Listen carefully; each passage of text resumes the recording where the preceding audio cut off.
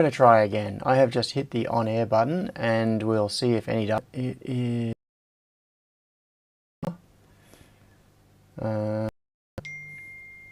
don't know. I don't know what it's doing. Ah, it's half working, but very badly. Resolution, use switcher standard, streaming high.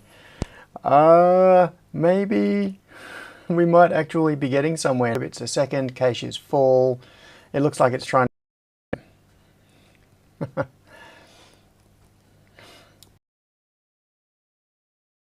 Okay, I'm going to give it a minute and see if this... I'm going to give it a minute and see if the... actually, let's try... No. Things. There's something wrong with its file system. Because when... Review. Yeah, go to the desktop with a face in the corner. Okay. We shall see if this makes things any... Alright, I am looking down from the... side camera, front camera, audio input. That's not going to work. Okay. I've got an OBS. But it is so badly, really out of date. I haven't used it on this computer for a couple of years. Yeah, the buffer is... The ATEM, I think, has been, and as a result, it's now trying to push... Okay, I'm going to try front camera. I'm going to change that to... I'm going to disable that. Audio input capture. Logo watermark. I'm going to do... Oh, Blackmagic device. Yes. And, alright. That. We are live again? How? Yeah, the ATEM is being strange. Sorry, I've just been talking to myself while trying to set up OBS. Is it a bad idea to try to do a factory reset to the ATEM, says Henrik. No, I think I'm going to need to do that. Which will mean setting it up again. Front camera. Oh, Tabray says whatever I've done is working. I don't know what I've done. But what I'm trying to do right now is just set up video capture device. Now, can I... Video capture device. I want to add... No, create a new one. I'm going to add ATEM, and the source is going to be Blackmagic Design. It's going to be 1920 by 1080, and OK. Alright, this might be a way to make it work. I'm going to try the streaming settings. I've got to add a stream key, output. Where do I set the stream key for YouTube? Video, YouTube, general, stream. Okay. YouTube, set the stream key. Where do I get that? I don't know. I actually have no idea right now if anybody can hear me or what's going on. So I am just... where are we? Schedule stream. Where is the settings in YouTube? I want to find my stream key, which I actually don't know where it is. So I've got to try to get to that. Where is it? In settings? Probably in settings.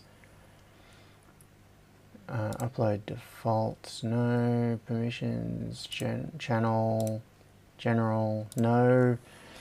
Where does YouTube hide the stream key? Do I have to do it within the stream itself? Here is the live. And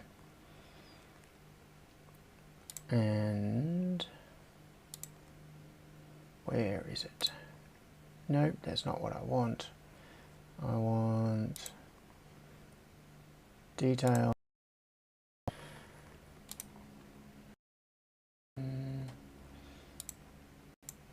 No. Okay. Can't find it. Oh, okay.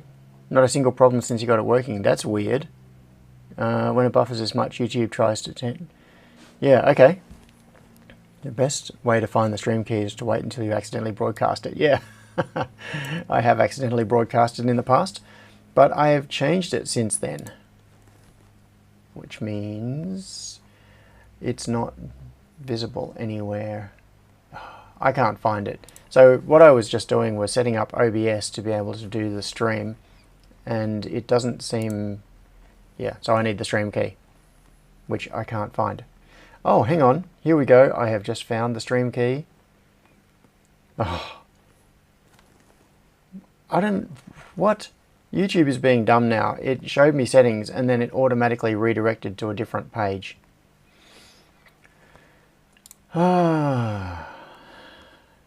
And went away from the stream key. Channel level settings. No. And now there are two chat windows open. So, who knows? I don't know what's going on. But I do know that I need to fix my... let's see if this makes it freak out. Switching back to this camera view. Did I just see a squirrel on the desktop? Maybe. Yeah, now it's bust again. Yeah, it is messed up. I need to... I'm going to switch back to this view. So I obviously need to do a major revamp of my streaming setup. I think it's in a situation where I need to... yeah, I need to rip it all apart and set it up again from scratch, and configure it and figure out why my streaming rate is so low, why I've got such a low upload rate. Yeah. I don't think this is going to work today. Facecam wants it badly. Yep. Alright, I'm going to try again to find the stream set. Here we go. That, and then do this, and use stream key. I'm going to put that in there. Okay. Alright, I'm going to take the 8M off air, and I'm going to try streaming from OBS. So I'm going to say off, starting on this, and this. And then we'll see what happens. I think audio is working. It's got audio input capture, but I don't even know what device it's coming from. Let's see. It might be coming from the 8M, or it might be just coming from... Oh, it should be. Yeah, it should be. Now it's saying excellent connection. This is currently using the... Yeah, so I'm using the 8M to capture HDMI, which is then going by USB to my computer, which is now being streamed by OBS. So OBS is the thing that's doing the streaming right now. Ah, okay. Did you update the 8M software without updating the 8M firmware? Asked Jack's Tech. No, I don't think so. I don't think I've done anything like that. Oh, okay, so maybe this is the answer. What I need to do is use the 8M for the mixing, have it come into my computer, and then have the computer just do the stream itself. because there seems to still be something really balked in the way the ATEM tries to do its uploads. However, the ATEM is still offline as far as my laptop is concerned. It's all very odd. Very odd. So I can't control it through the Stream Deck. It's just not responding to network connections. Okay, let's try to put all of this behind us and do what we can. So now what I can do is manually switch to the desktop. I can manually switch to face cam. I've got no macros and things that let me, let's see, what else can I do? I can switch to the overhead camera. Yeah, desktop, etc. That's about all I've got for now. Mitchell says maybe hard reset and firmware update on the list. Yeah. Jackstech said as in an auto update on the Mac, but no, not on the ATEM. Yep, possibly.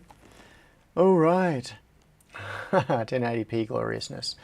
Okay, so I've got OBS running now. And now, 22 minutes into the stream, I can do the important thing, which is I acknowledge the traditional owners of this land, the Whadjuk Noongar peoples.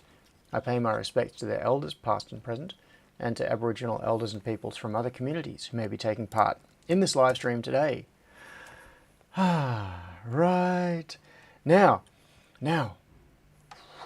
because of all of this screw up, I did not get the TTS running, so I need to open that up so that people can yell at me. Like, orally. Through the internets.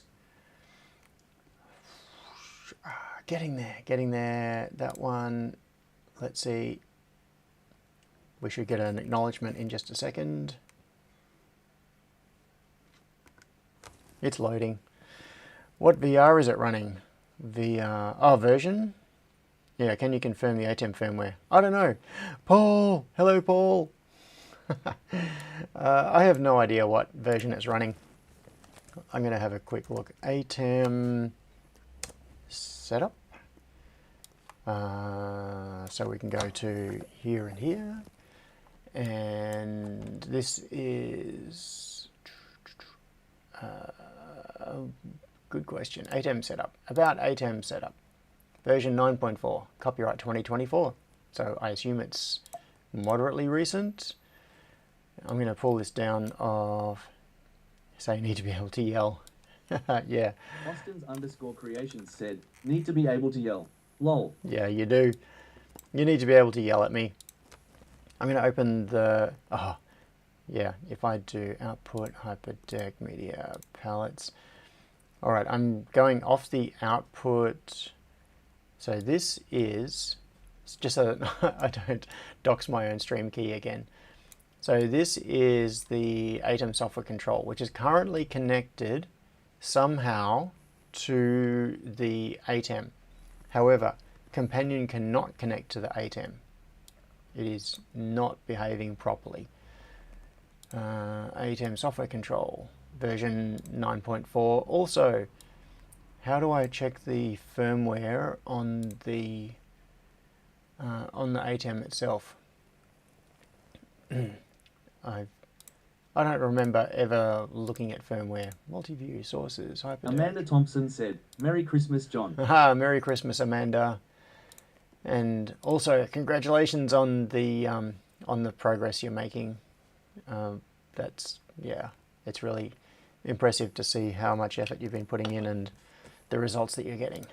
So, yeah, good job. Camera, yeah, I don't know. This is something that I need to figure out off stream, not when I'm messing around with you. Google it, says Henrik. Yeah, I will ask Google, but not right now. So, good morning to Henrik, Austin, Jackstech, Michael Wise, Tabraze, Gerald, Mitchell. Crispian is here as well. Have I seen Crispian in the chat? I don't remember. Amanda, David Crisp, Stephen W. Come on, respond. I clicked. Nothing happened. Stephen W. This is being slow and laggy. Come on. Gavin, James Harris, Johnny Bergdahl from Sweden, DIY in the Ghetto, Scott Miller, Wagon Loads, Paul Schulz. There was 22 minutes of buffering and I used it up. It was chaos at the start, you missed the fun. Okay, says Gerald. Yeah, you missed the fun. The first 22 minutes of nothing. This is the start of the stream, really. There hasn't been anything before that. This. Okay, so the other thing that is weird is, look at this. This is this is my Unify control thing, and this is the ATEM. You can see that it's online. It's on a gigabit connection. It's been up for 38 minutes, it claims. I have restarted it a couple of times. In fact, I've restarted it more recently than that. I don't know why it's reporting that. Probably because it wasn't offline. Henrik has just sent me a link to something and said it should help. Thank you, Henrik. I'm not going to check that out right now, though. That is a job for when I'm offline. No identified traffic. RTMP 2.3 gig. Yeah, so we can see here that it is pushing data, but it is not responding on the network to its regular connections. Crispian asked, if you're just starting, are you going to acknowledge the custodians, etc.? I did. Maybe that got chopped in the buffering. I don't know. But yeah, I just did that a few minutes ago. The acknowledgement of traditional owners. Yep. All right, now. You restarted. I'm the one that should restart. Okay, I am going to pull up Discord because I want to grab the latest firmware from Austin. Where is the message? Is it here? Looking for Austin's message.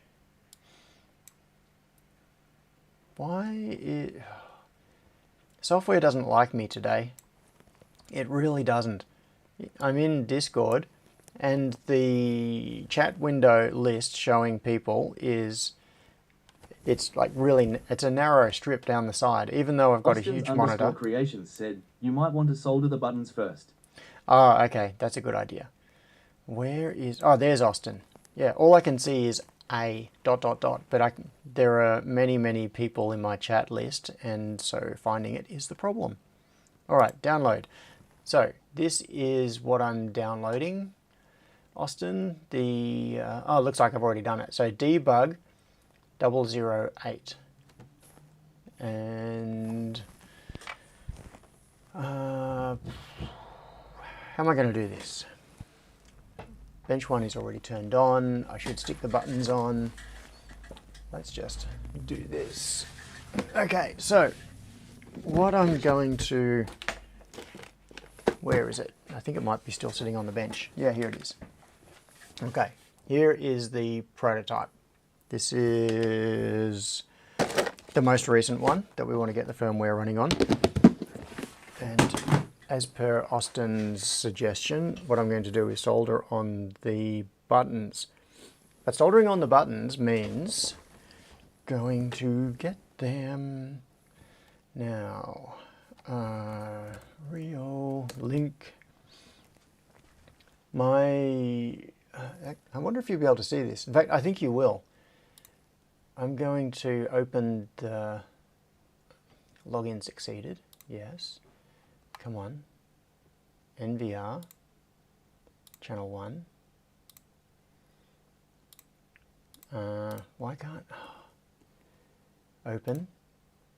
I'm on... Okay. This is what's going on. See? I hate software. I hate software. I'm now in the live view and I am not seeing anything. Oh, it finally just popped up. Why did that take so long? there should be 4 cameras here.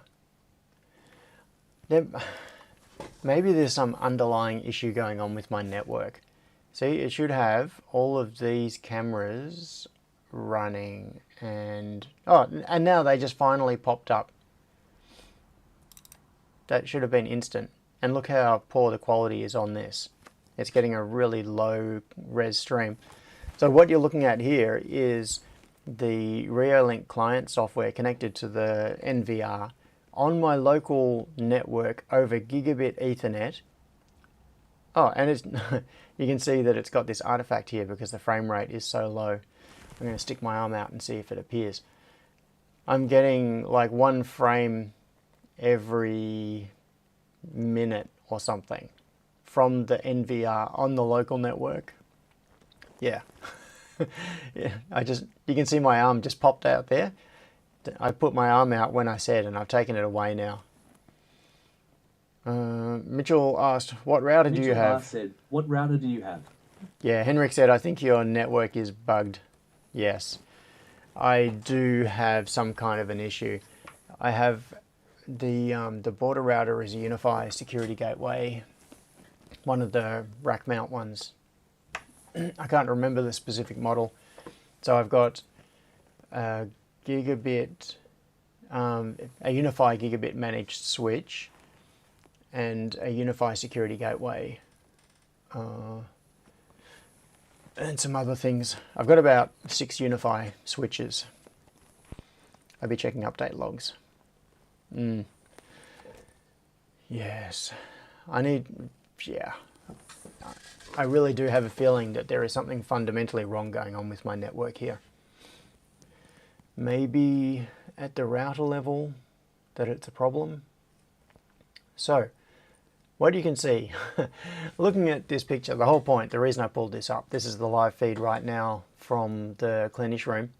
And you can see there is stuff everywhere. See, up here in the top left, there are 2 chairs in there. They're plastic garden chairs. They're ones that we normally use at the barbecue. And there's a thing lying on the floor here. You can't quite, there's a bit of core flute leaning against the glass up there.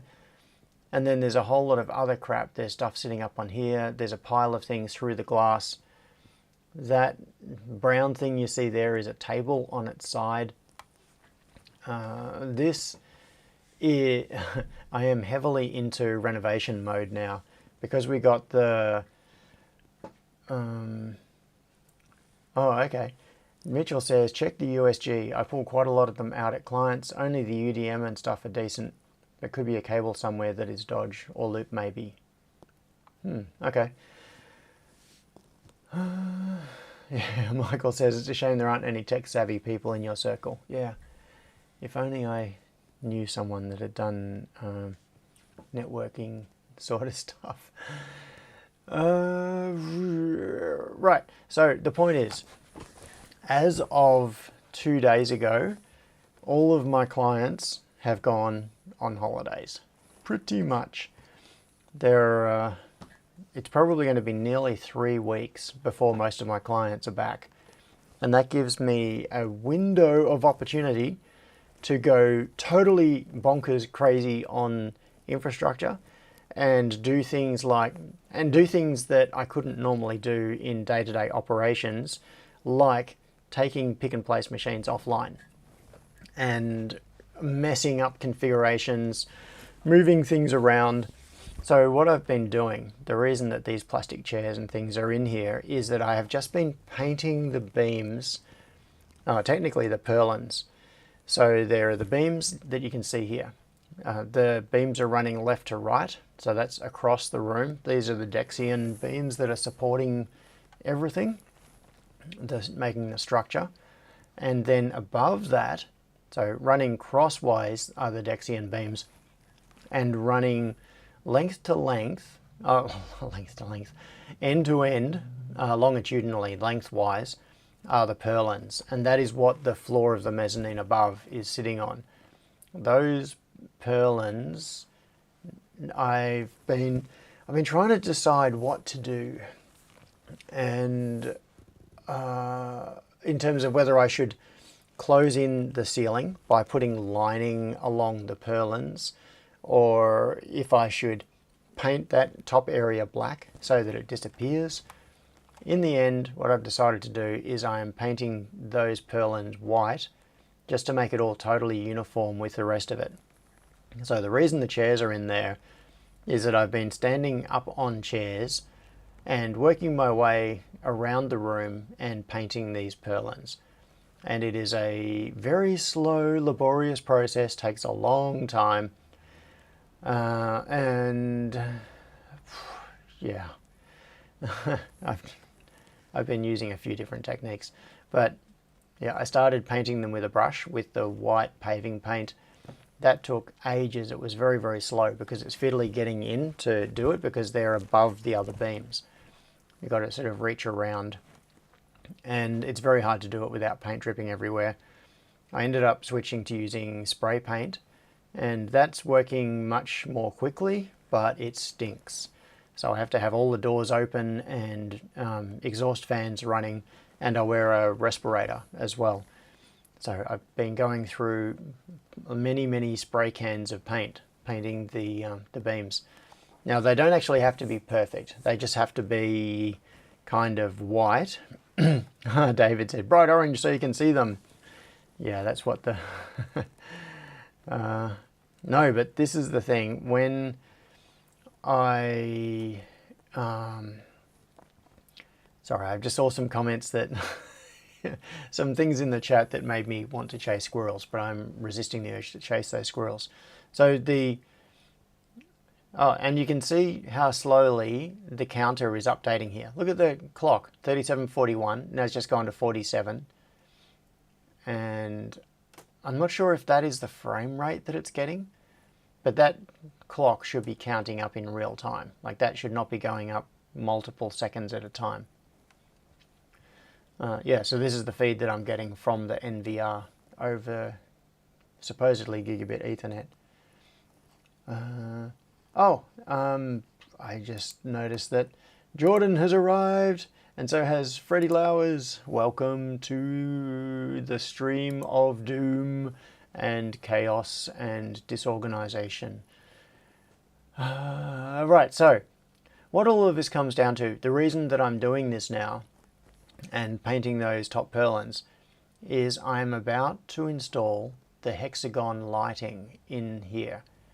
This view that you're getting is from a camera that is very high up, right in the corner of the room, which is why it's looking almost along the bottom of those beams. It's only just below beam level. So you're looking almost horizontally along the bottom of the beams. And at approximately that level, yeah, so normally my head would be down here somewhere. Normally at that level... what am I saying? Don't know. Okay, so I did a dummy spit, and I'm going to show you something.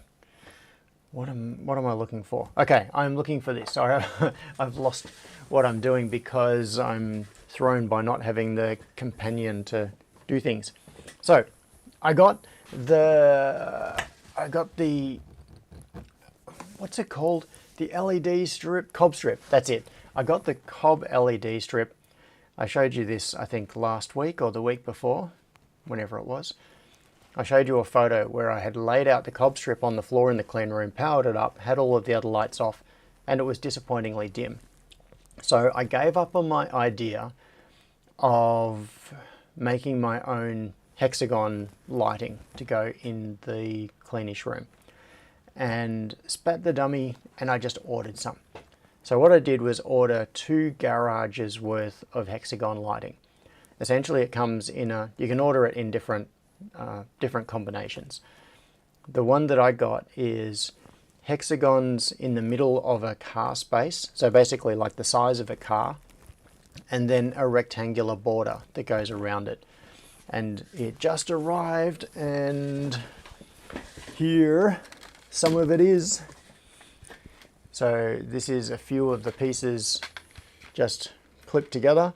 It comes in these segments, which have an aluminium channel in the bottom, the LED strip and a diffuser over the top, and connectors, and these little joiners that go in between. So the idea is that all you need to do is get the joiners and the what am I doing?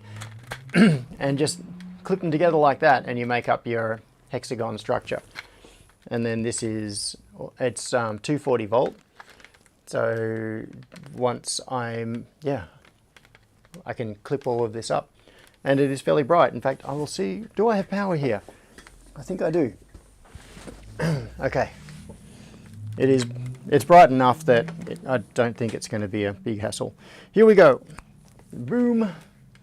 So there is the hexagon lighting. So that will be, that's upside down obviously. This is with the light shining up, but I'm going to be installing it with the light shining down, like so. It's going to be mounted under those beams. Hang on, I've got to turn this off.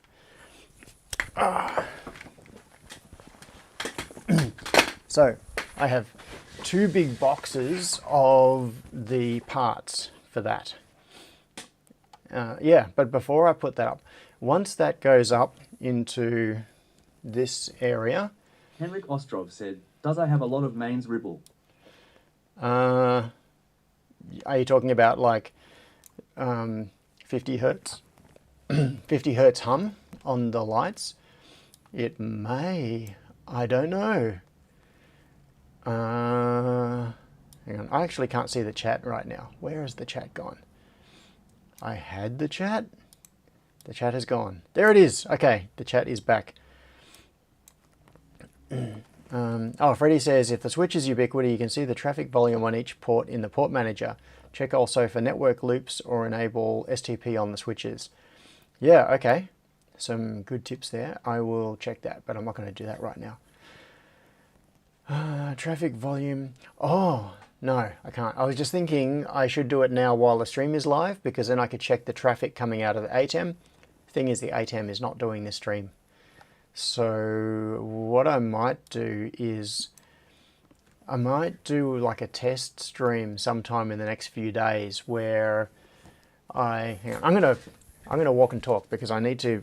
The whole point of this, the reason I pulled this view up, is that I'm going to go into the cleanish room and I'm going to find some switches, because Austin suggested that I install switches in this before I do the... I can hear that Henrik is saying something through TTS in the other room, but I can't hear what he's saying. All right, these, I think it's these switches. Do these fit the footprint? I'm missing the, yes, it is these ones. I'm missing the TTS messages. So,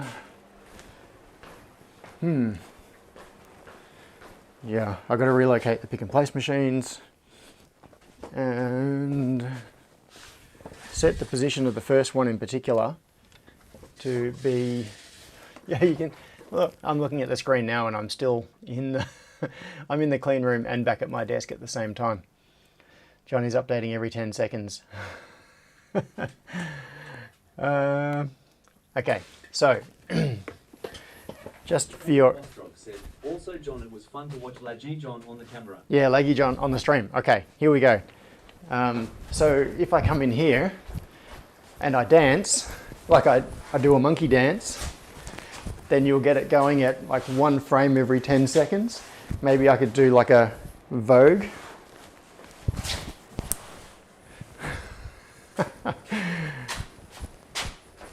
Now, if I come, it's so laggy, if I come back,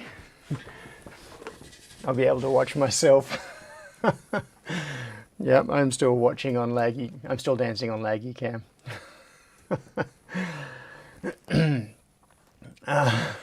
Right.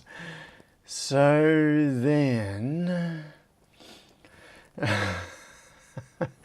and this is how we accidentally clone John, says David. Right, I'm going to solder. So Fully animated John. Imogen Ann said, what is the molecular structure of a squirrel? You could make a squirrel molecule from this lights. Maybe. Yeah. Yeah, or do a caffeine molecule or something.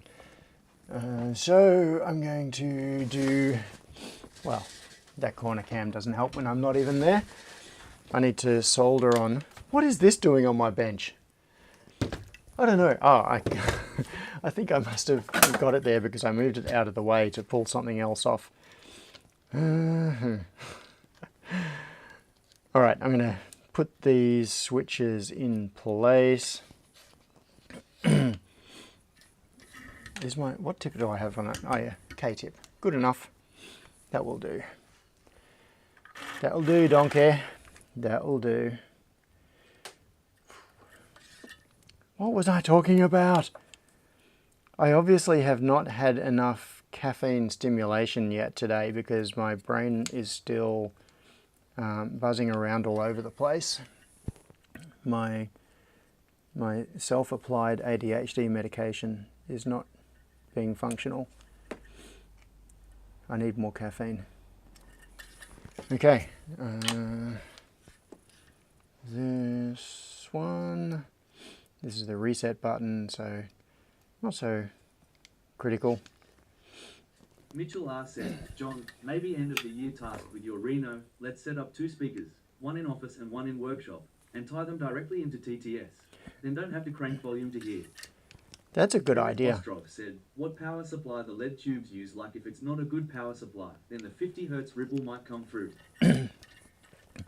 Okay, so 2 things to respond to. Austin, yes. One of the things that I am wanting to do over this break as well is set up some kind of audio playback. Just about 2 weeks ago, I bought a TV to go in the loading dock area where we have the barbecues, specifically so that I could have something to put like YouTube music or Spotify or something up onto to play music in the factory area. And I need to connect some speakers to it. And I've ordered some Bluetooth audio links. That's done. Yeah, I ordered some Bluetooth audio links to USB-C. To link it to some speakers because the TV does not have audio out, which it never even occurred to me to check it. Right, I've got to plug this in, but the USB cable, oh, hang on, it will reach if I plug into this USB hub. That's better. I've got to find which way around this will work. Oh, maybe now I can make use of this tape. Sit this here where it's visible. Focus isn't quite right. But, and it's upside down. Never mind. Never mind.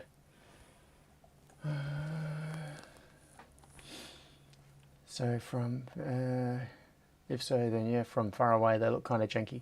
Ah, okay, so they are running on 240 volts directly plugged in. I don't know what they do inside the individual units. I have a feeling that what they've done is just put enough LEDs in series that there is no power supply. The voltage drop across the series LEDs is 240 volts or whatever it is. So, yeah. One thing I'm going to be interested to try is running dimming. I don't know if they're dimming compatible. If they don't really use a power supply as such, and all they do is have, and like how many would it be? It'd be 140 or something LEDs in series, whatever the number works out to be, to be able to run them at 240 volts. Then, if you're playing YouTube on your TV, HDMI to the TV and Bluetooth for sound. Paul says there may be an audio back channel on the HDMI. Yeah, there's no HDMI out from the TV though. So but it can pair with Bluetooth speakers. So I've ordered a couple of little Bluetooth receivers, Bluetooth audio receivers that will then allow me to inject that audio into the speaker system. So what model the lamp is? Let's see. AliExpress. I am looking it up. I will show you in just a moment. My orders. It is this.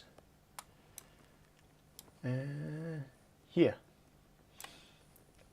I ordered this kit. And, well, I ordered 2 of these. Body color, style 1. They can do, yeah, they do all of these different combinations of things. The pieces are all the same. They're all just straight lengths of the tube, like the thing that I unplugged and showed you what it was. They're all just made up out of that.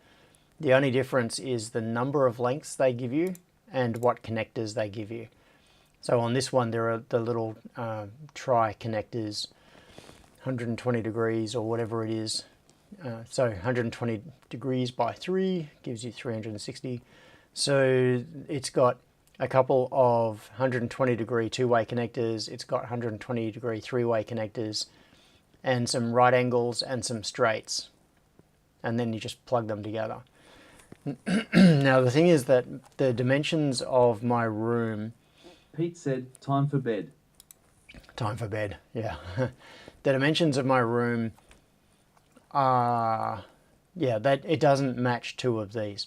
But because it's all modular, my plan is that I'm just going to reconfigure it. I'm going to treat it like a big bit of ceiling attached Lego and plug the different modules together and do a combination. So I'm going to extend it instead of having 2 separate bays, because these are designed to go over a car bay.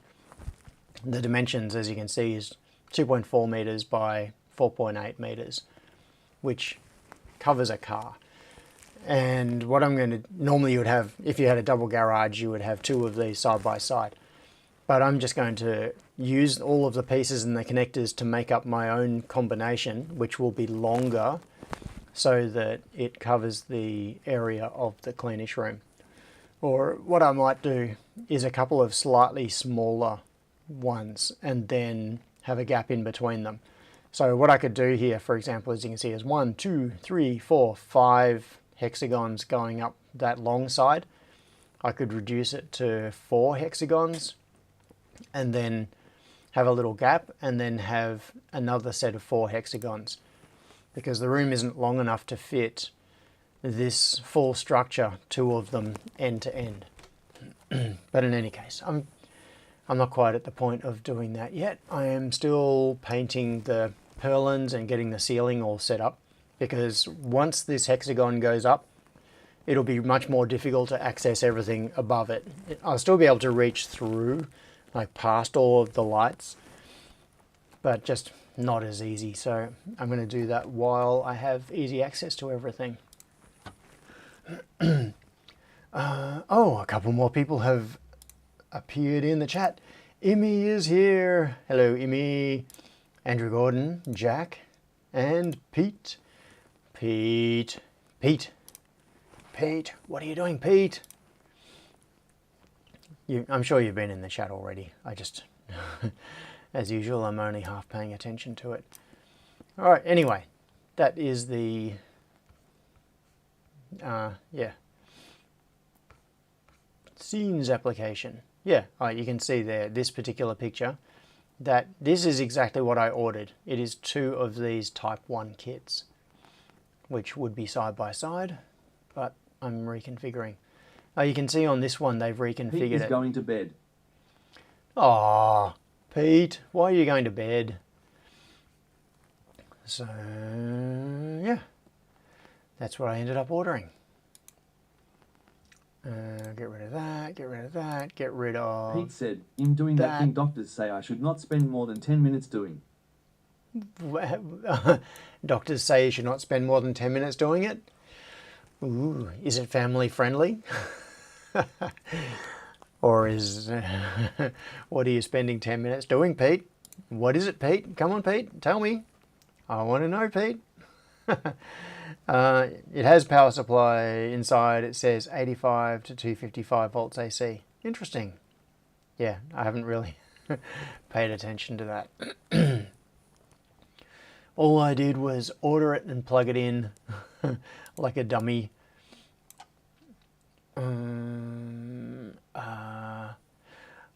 Names have been truncated. Streamer mode? Usernames. Okay. That's why. Oh, sorry. I was just noticing something. That frustration I had earlier with Discord. Said, so I do think that can be dimmed. Okay. Well, I'm going to try anyway, just to see what happens. But yeah, you're right. If the power supply is capable of accepting 90 to 255 volts, if I dim it by reducing, so even if it's a chopper, like the way dimmers work is they have to be a chopper style. They don't actually just reduce the voltage because that doesn't really make sense in a mains AC system. So how's the AQS going? Pete said, it's actually genuine medical advice. Do not spend more than 10 minutes doom scrolling on the loo, or any other scrolling, for that matter. Okay, that's what it is. Don't spend more than 10 minutes doom scrolling. Yeah. Yeah. I fall into the trap of doom scrolling. I started doom scrolling last night because, yeah, anyway. I won't get into that. Sure. And then didn't sleep properly. Check to see if you can brown out the power supply without issues, says Crispian. Yeah, the thing is, if the power supply, if I run a dimmer to it, like say I ran a Shelly or a Sonoff with a dimmer output and ran reduced power going to the LED system, the power supply in it is going to compensate. Scott Miller said, also, do not wipe with e-paper. Henrik Ostrov said, so what did you find in Discord? What did I find in Discord? What I found was Austin's firmware. So... Scott Miller said, also, do not wipe with e-paper. Henrik Ostrov said, so what did you find in Discord? What I found is the TTS repeating itself. Sorry, I just took you off... Where are we? Home. I just took you off there because I'm going to try to avoid doxing myself again. Going to downloads.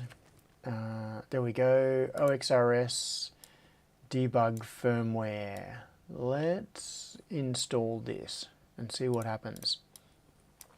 Okay. Now, I don't think I've done this before. I'm going to quit out of the rear link thing. Dagnabbit Mitchell. Pete said, it's more the being on the loo for more than 10 minutes. Internet ring, doom scrolling, reading a book, passing out. Passing out? What? I suppose it could happen. Austins_creations said, remember once firmware is flashed, you'll have to use the cell phone to connect to the Wi-Fi captive portal to connect to your network. Then use admin to give MQTT broker settings. Okay. Thanks, Mitchell. No, not Mitchell. Was it Mitchell who said that? No, it was Austin. Yes.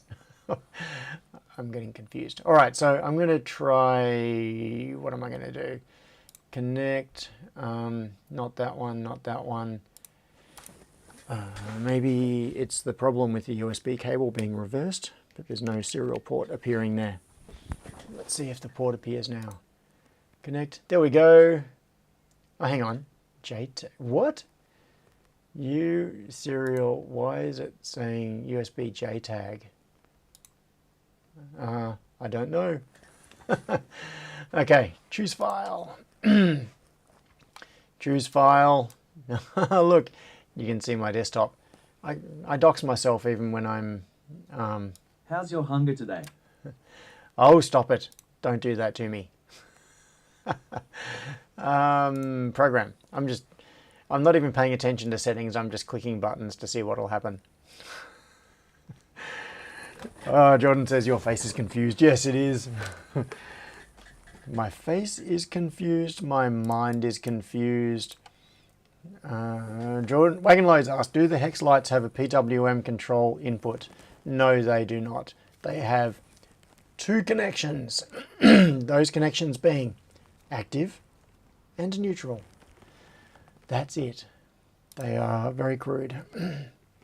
Mash the keyboard like the rest of us, says David. That's what I'm doing.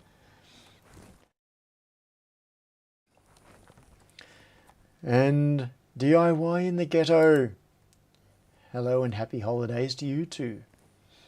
Hopefully we'll get this message in a moment. Hello everyone. Happy holidays to all. Hello.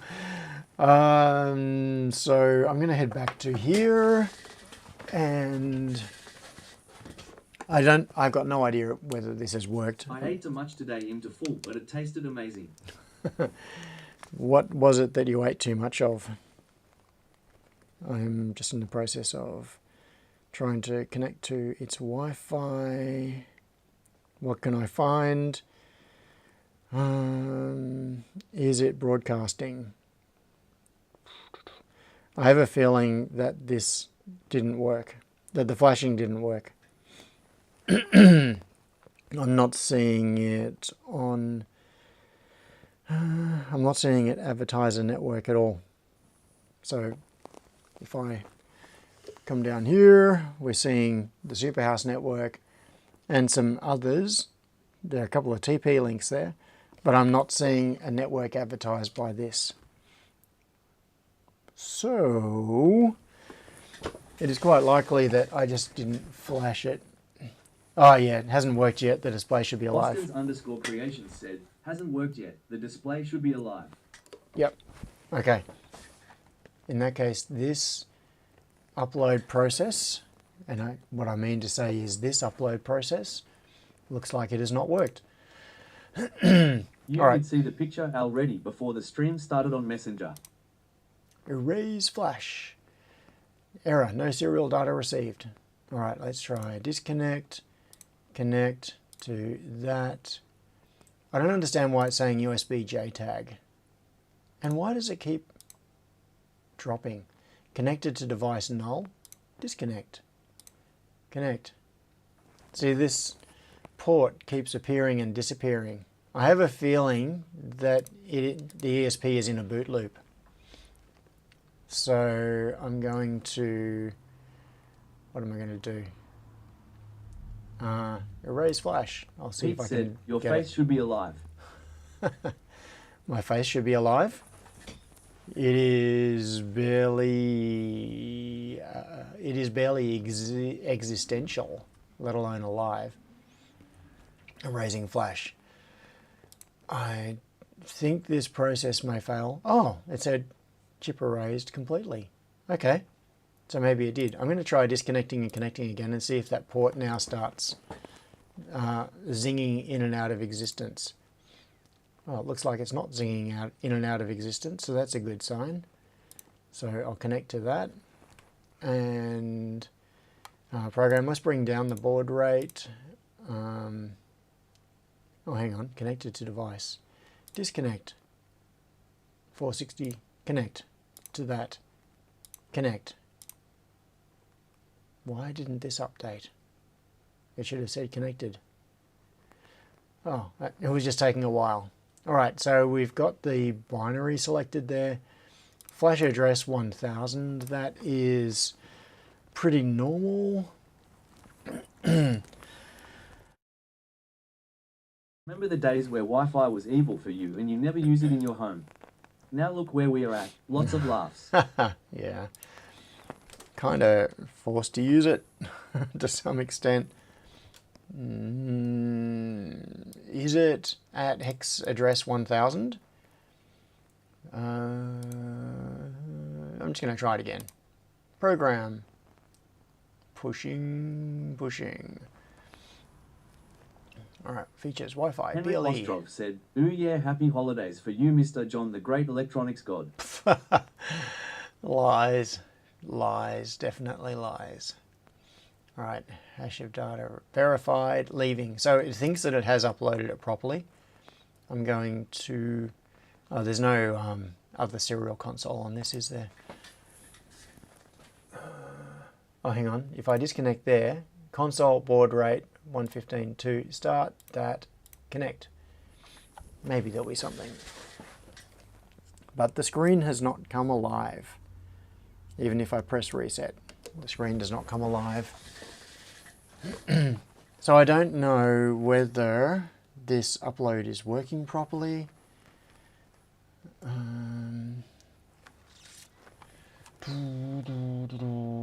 Or what to do. I could just try a different upload method. Henrik Ostrov said, I never lie, lying is a bad hab, be it. Scott said, does that Flash software not restart the device after? Yes, it does. It should. But and I've manually... Michael. Scott Miller said, does that Flash software not restart the device after? Yeah, Michael said maybe it's inadvertently connected to the ATEM. Yeah, so right now the ATEM has just become an air quality sensor. No, I think I'm going to try a different flashing method. ESP flasher, this thingy, once it launches, if it launches, where'd it go? I just tried to launch ESP flasher, stream quality sensor for the win. Oh, right. Yeah, oh, right, I see. Sorry, that took a little while for my brain to process. Stream quality sensor, not an air quality sensor. Okay, so we have this. I'm going to try using this. I'm going to go firmware, browse, and take this away from your prying eyes and into downloads. I want firmware. Oh, come on. Scott Miller said, plot twist, using a non-functional USB cable. Yeah, but the odd thing is that the flashing tool reports that it has worked. Hi ALEXA.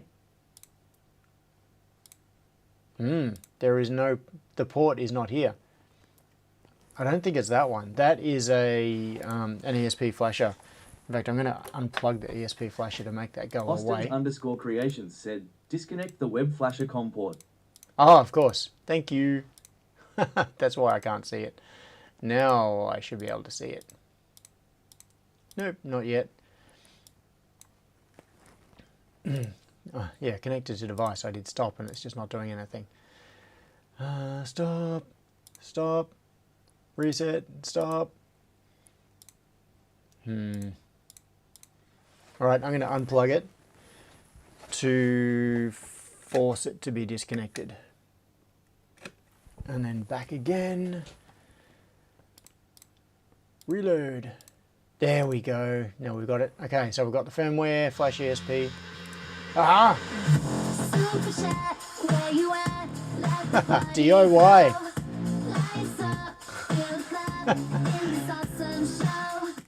Henrik Ostrov said, you did disconnect the device, lol. Yeah, I did disconnect it. DIY said, don't flash us, just your boards. I would never flash you. Why? I might have to close this. Let's get rid of that entirely. API adopt. Yeah. Okay. Let's try this again. Disconnect. All right, right now it is disconnected. I'm going to do a reload. The port has disappeared. I'm going to plug back in again and do a reload. And now the port is here. So I've selected the port. I've selected the firmware. Flash ESP, do your thing. You can see here that it has actually connected to the ESP because it's got the MAC address and all of the other data off the chip info. So it has definitely successfully connected to the ESP32. Now it is erasing flash. I'm pretty sure this is the tool I was using a few weeks ago when I uploaded Austin's previous firmware and we were getting the logo coming up on the screen. So I'm sure that we can upload to it. But is that the right MAC address? Ask Scott. Scott Miller said, but is that the right MAC address? Don't know. It's the only thing I've got plugged in. So I don't see what else there would be. We have the logo. Okay, I think this was the key.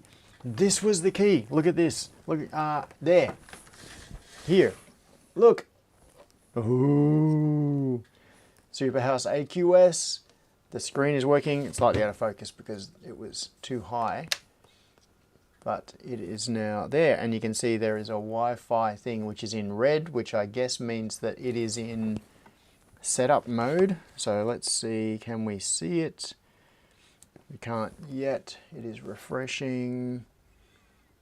OXRS Wi-Fi, there it is. So I'm going to go to OXRS Wi-Fi. And I'm going to configure this. Oh, I'm going to put this down. I need a way to have this standing like this, where the camera can see it. Maybe I'll sit it on a knife. Turn the knife on its side so that it gets more of an angle. Anyway, that's about as good as I can do right now without a bit more work. All right, so I am now going to try to configure the Wi-Fi on this and push it across. So I'm on the captive portal, configure Wi-Fi. AI Photoshop hacks. AI Photoshop hacks. Okay, so I'm going to get it to join my network. And hopefully I am not doxing myself in any way. I keep finding ways to do it. Right. I have just pushed the settings to this. So this will, I think, will now reboot. Oh look, Wi-Fi has just gone yellow instead of red. And I think that means, oh, okay. Here it comes, here it comes.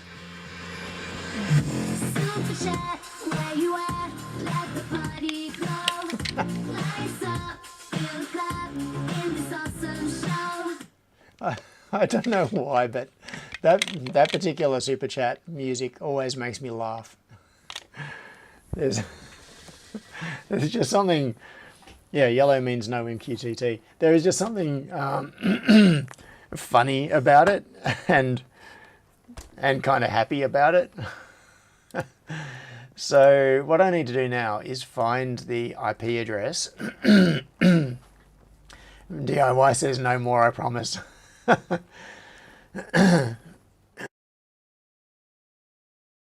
Henrik Ostrov said, the Wi-Fi traffic lights. Yeah. Right, so now what I need to do is find the IP address on my network. Red, then yellow, then green. Mitchell R said, well, it was specifically made for you. Really? What that super chat thing was? I thought that it must have been like some stock sound that you grabbed from somewhere. How did you make that? Was that done with like a...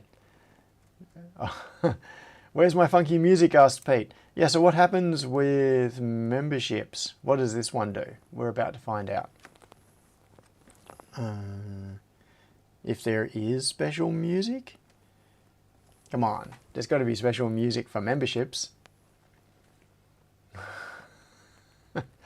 Okay, so what am I doing? All right, this is my list of clients. Let's see if I can dox myself again.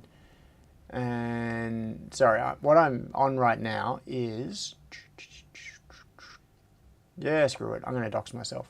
So this is the Unify interface. My guess is that this is the IP, yeah, up for 2 minutes, 22 seconds. There's also, oh, Espressif, this one. I think this will be the one that is,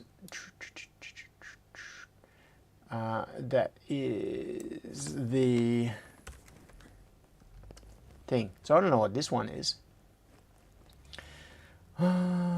Did Super Sticker had audio? No. Yes, we need special music for Pete. Definitely. Pete definitely needs special music.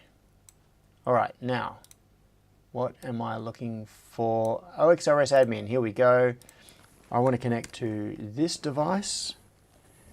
And what am I going to do? I'm going to go, oh, let's just do view system to start with, to make sure we can connect, and we can.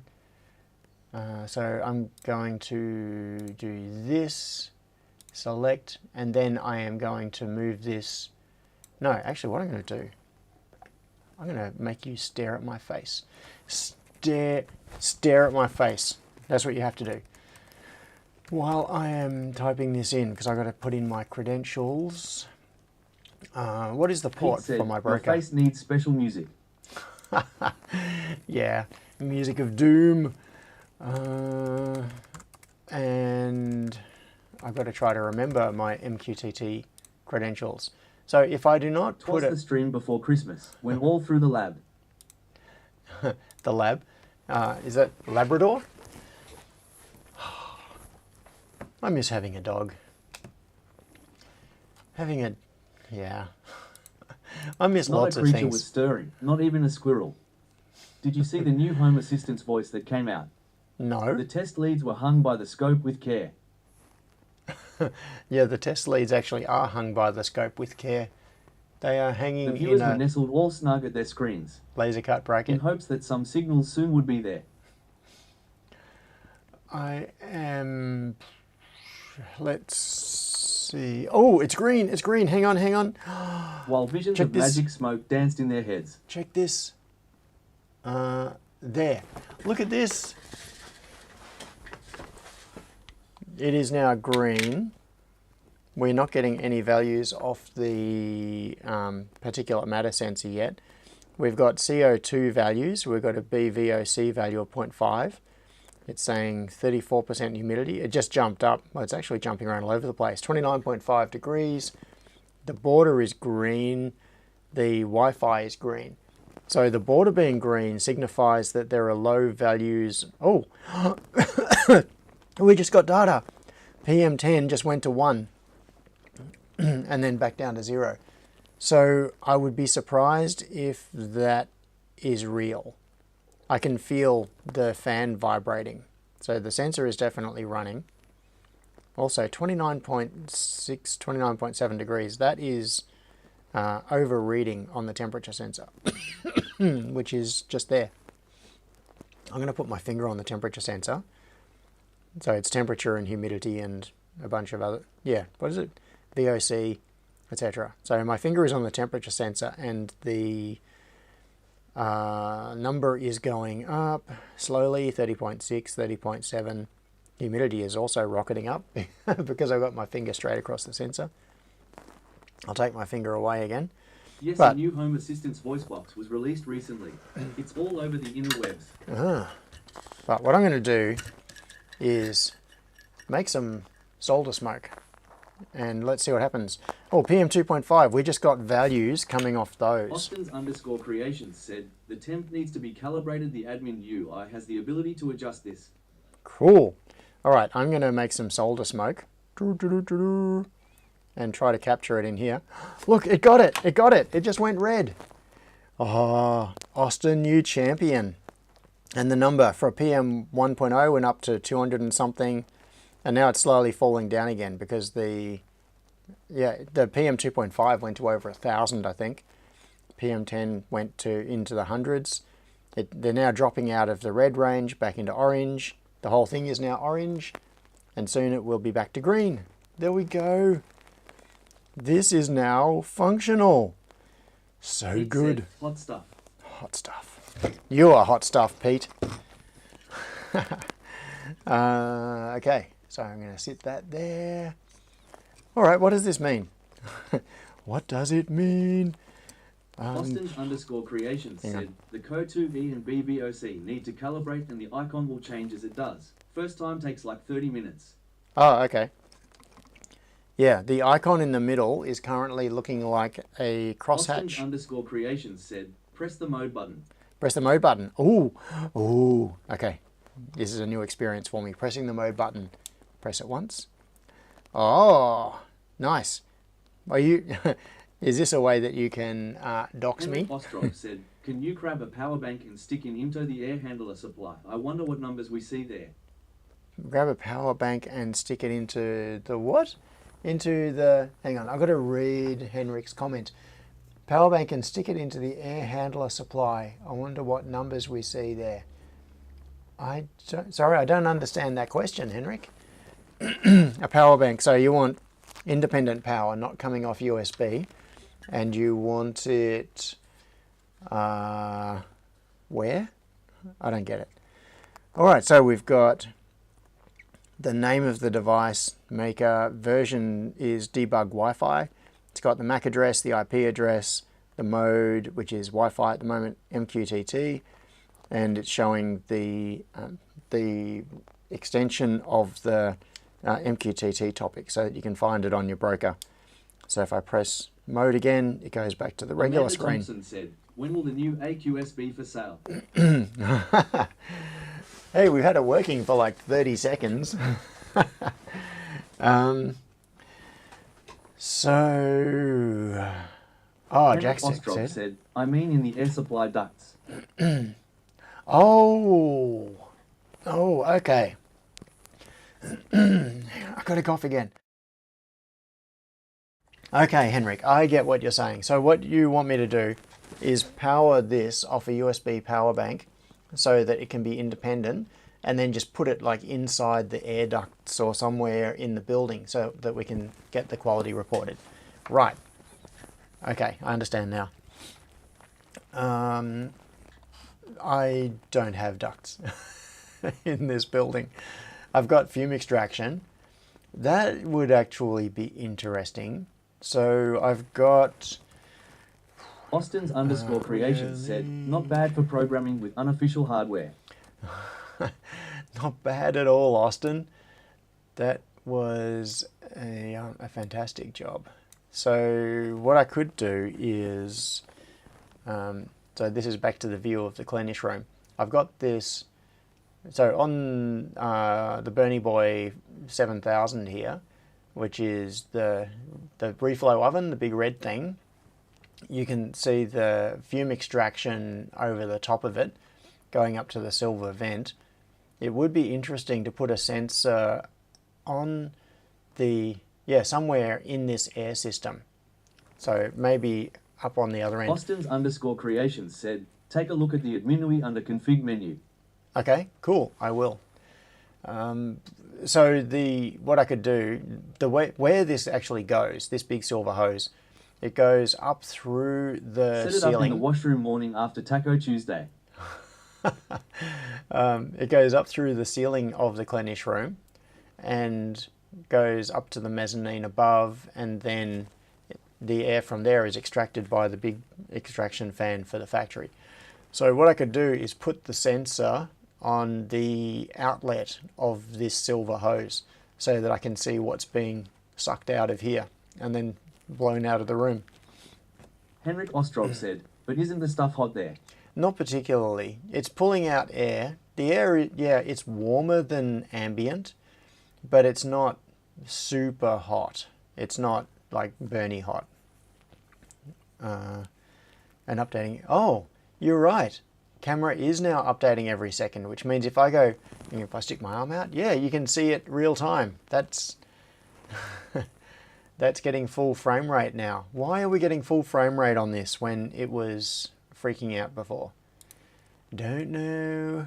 Don't want to know. Scott says, going to need to assemble a bunch of them and scatter all around now. Yeah, and also I need to assemble one so that... Scott Miller said, gonna need to assemble a bunch of them, scatter all around now. Yeah, so that I can... I just see, I can dox myself. I've just revealed the username for my MQTT broker. Henrik Ostrov said, can we test that now? Edit config, was it that you said to go to? Select. Oh, here we go. Yes. All right. So this is... Oh, Henrik wanted to test it right now. No, I'm not going to do it right at this moment. I would need to really do that as a valid test. What I would need to do is run the reflow oven and run some boards through it so that they are Pete said, would off-gassing. never have guessed that username. No, you would never have guessed it. Okay, so telemetry. How often to publish telemetry data? Defaults to 1 second. Yes. All right, so I think, is this in milliseconds? So if I wanted to do it once every minute, I'd have to do 60,000 milliseconds. TFT interval in milliseconds. Okay, updates once a second, that's fine. We can do TFT updates much more frequently. BME temperature offset to allow precision to 1 decimal place. Okay, I don't know what the temperature is in the room here right now. I've got various sensors around. I don't know how accurate they are either, but I'm going to, actually I've got an IR temperature sensor. It claims that the surface is 23.2 degrees right near the thing. So I need to subtract 7.3 degrees.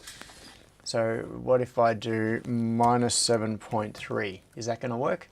Temperature sensor units, Celsius, default. Of course. Never going to use anything else. Well, Kelvin. Yes. Let's all switch to Kelvin. Henrik Ostrov said, but how clean is the air outside there in the wild?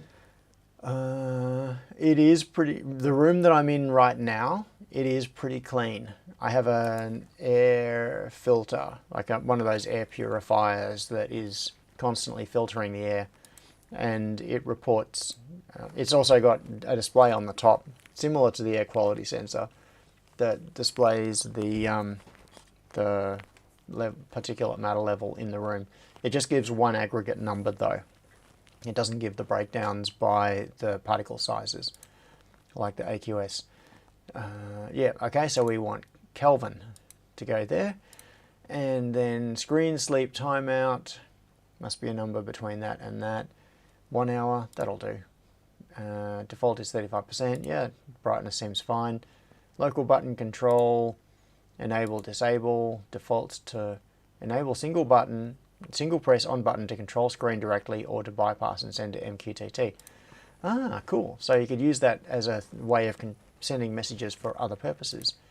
Warning levels. So we can set levels for color change. Home Assistant discovery support. Henrik Ostrov said, I really meant the outside like I mean out. Oh, you mean out. Not just, like not specifically inside the air duct, but inside the, I'm just going to save that, but outside the building. Do I have something to power it from? I'm just wondering if I've got a USB. Oh, Bomb Diggity is here, and a couple of other people have arrived as well. Chris, the computer guy, has arrived. Bomb Diggity is here. Jeff Lethbridge is here. G'day, Jeff. Some Call It Fun has also arrived.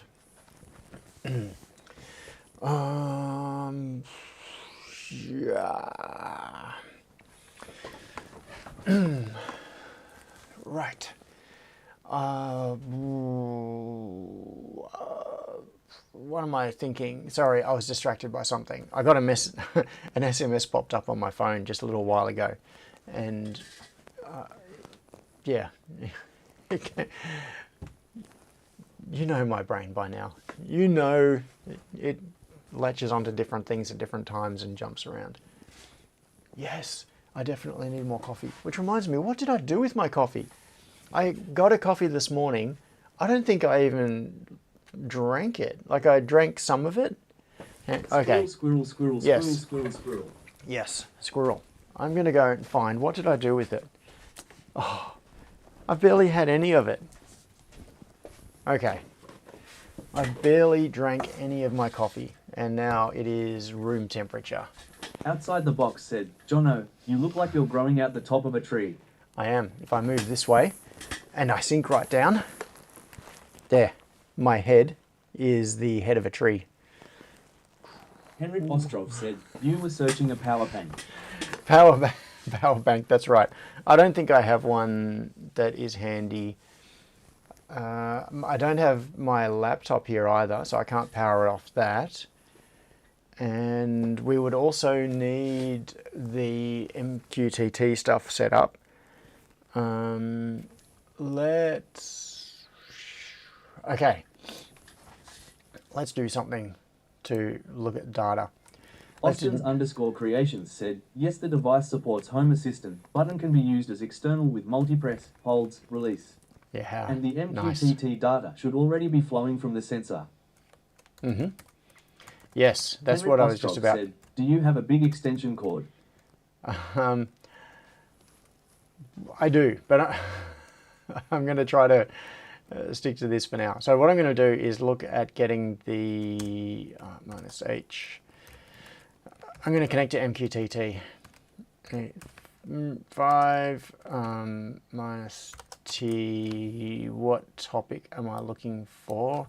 I'm just going to go wildcard to start with and see a bunch of things. Oh, I do need to authenticate myself.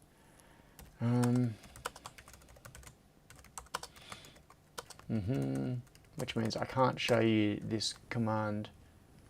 I've got it on a different Z-Wave Gateway. I've got it on a different screen right now. Where is the data? Okay, so if we come into here, edit config, view system, let's see what this gives us. Network mode, Wi-Fi. No, I'm going to go to setup MQTT and once again dox myself. All right, client ID. This will be in the data. So if I do this,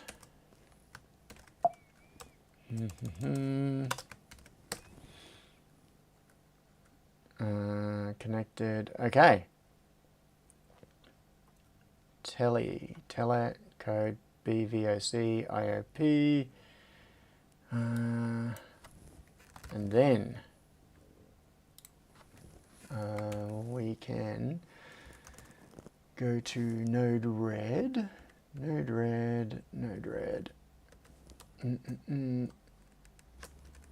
Oh, come on.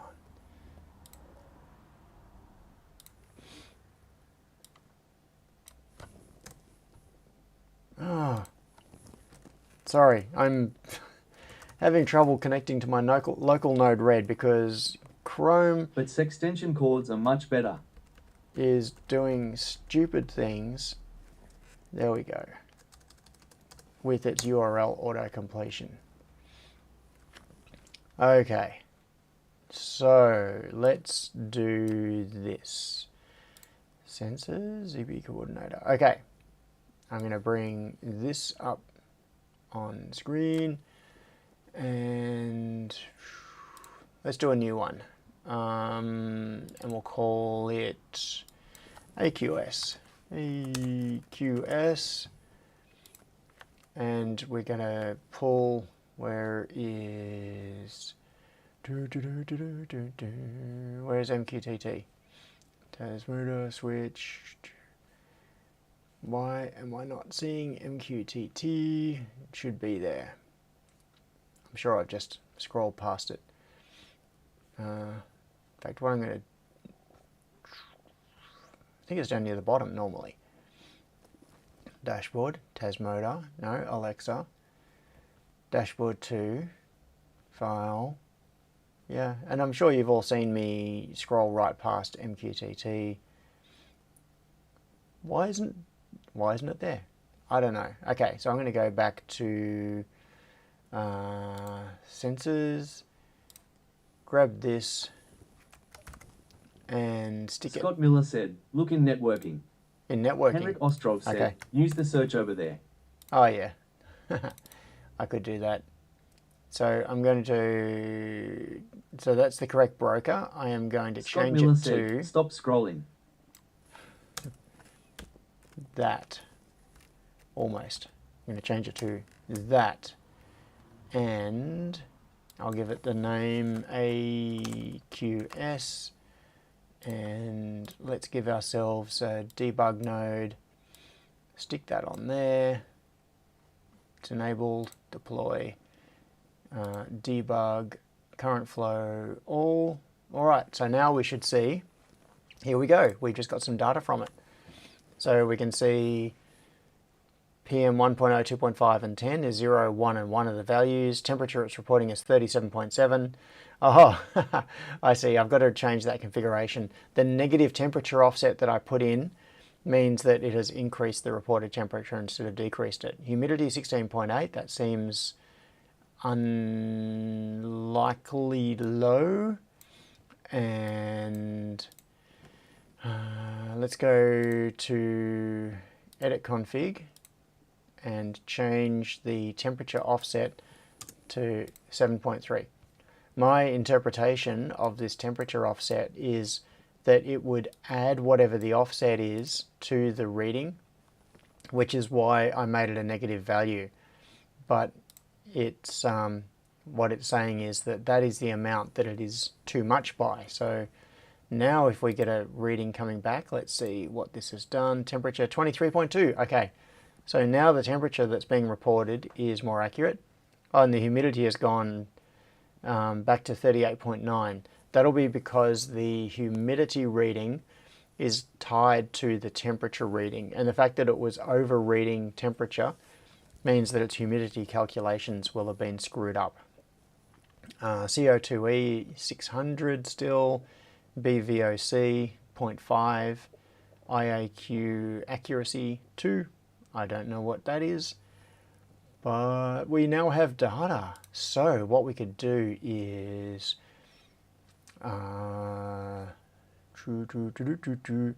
let's try, which one is this? Dashboard. Where's dashboard 2? Or did I, dashboard 2, here we go. Okay, so we can say gauge. Let's chuck a gauge in here. And how did I do this? Yeah, this is where I start doing sensors debugging. I'm looking for,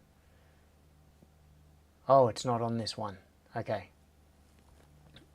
Oh, back motor is disabled. Okay, so let's try just taking this. I'm just taking a node that is in fact, what I could do is temperature. I want to copy the path to copy value. I want to copy, no, that one. I want to copy Austin's path. underscore creations said, accuracy is for the BVOC and company 2. Accuracy is from 0 to 3. Okay. Message topic. Don't care about that. Message payload equals that msg.payload.temperature, and that is going to be temperature. Yeah, that. Take that data into there. Take that into there. Now, what's this Scott gauge Miller config? said, John, you can collapse those lists with the button at the bottom so you don't need to scroll like an ADHD squirrel. Oh, okay. Yep. And then I can just go straight to the section. Group, none. Do I have groups? Let's have a look in, I could put it into an existing one. Yeah, what the hell. I'm going to put this into lab, and I'm going to give it the name of temperature. What are we going to do? Max, let's say max 50 degrees, min 0. Colors don't matter. Gauge units is C. And I don't care. I'm just going to do that. Done. And deploy. So, how do we see this now? All right, the way we see this, I'm going to bring this up on dashboard. Node red, status screen. Oh, Node red. Don't do this to me, Google Chrome. Node red, I want that and UI and where did it go? Is it even on the right page? Charges, cleanish room, lab. No, it's not. Okay, so where had, that's because this is on dashboard 2, which is group lab. How do I find this URL? Enabled, so it's dashboard page 1. Okay. Sorry, I'm also doing something off screen here where you can't see it. So UI, so it's going to be dashboard page 1. Here we go. Yeah, this page is currently a grab bag of charts and things. So you can see clean room at the moment is reporting 43. So most of this data is coming off Zigbee. These are from the little Zigbee sensors that are around the place. And you can see the lab is reporting. Scott Miller said, select the dashboard tab in the right pane. It has a button to open the UI in a new tab. So that's the quick and easy way to get to it. From here, and then if I click the, bring this up, where? The dashboard tab, and then page theming. Okay, so I could go to it from here. All right. But in the meantime, back to here. Look at this, 23.2. This is the gauge. So if I do, I'm going to put that at right about there so that you can see it. Oh, excuse me. And then I'm going to move that to there. And temperature I'm going to change. Just for the fun of messing around with it. I'm going to move that to there. So if it's from 0 to, I don't know, 16 degrees, I'm going to say that it is Amanda cold. Thompson said, as to my question, when can I get the new OXRS0IO going to be for sale AQS? Good question. When is it going to be for sale? All right, I'm going to say at 27 degrees it goes red. Done. Deploy. And now we should see the gauge in the background will change. Oh, it's into the red. 23, that is not making sense. I think it's just because I have to reload this page. The dashboard, there we go. The dashboard widgets get updated data when you redeploy, but they sometimes don't get their updated configuration. So we're now at 23.3C and we're in the green range because it's not cold and it's not hot. Nice. Yes, okay. Amanda, as to your question, when is it going to be for sale? I don't know. But at least now it's working, so I can make some. One of the things that I would like to do over this period, over the this silly season, Christmas, New Year, through till, like, a lot of my clients aren't coming back until the 6th. What day is the 6th? The 6th is, so January the 6th is a Monday. All right. So there's Tuesday, so Wednesday is New Year's Day, and then it's the rest of that week. I've got some clients coming back on the 6th, some coming back on the 13th. So I've got a couple of weeks. Austin_creations said, the only possible revision might be an MCU with more flash space. Oh, okay. Yeah. So that means that I've got a couple of weeks of this silly season where I can screw around with things. I want to try to build some boards that I don't normally get a chance to build. I want to build superhouse boards in that time, which means maybe some Rack 32s, maybe some of the RJ45 breakouts. The thing is, though, that I've I've done a major redesign on those RJ45 breakouts, and I don't really feel like assembling more of the old ones. but I'm also not really feeling like I'm quite ready to order the new ones. I'm still screwing around with them a little bit.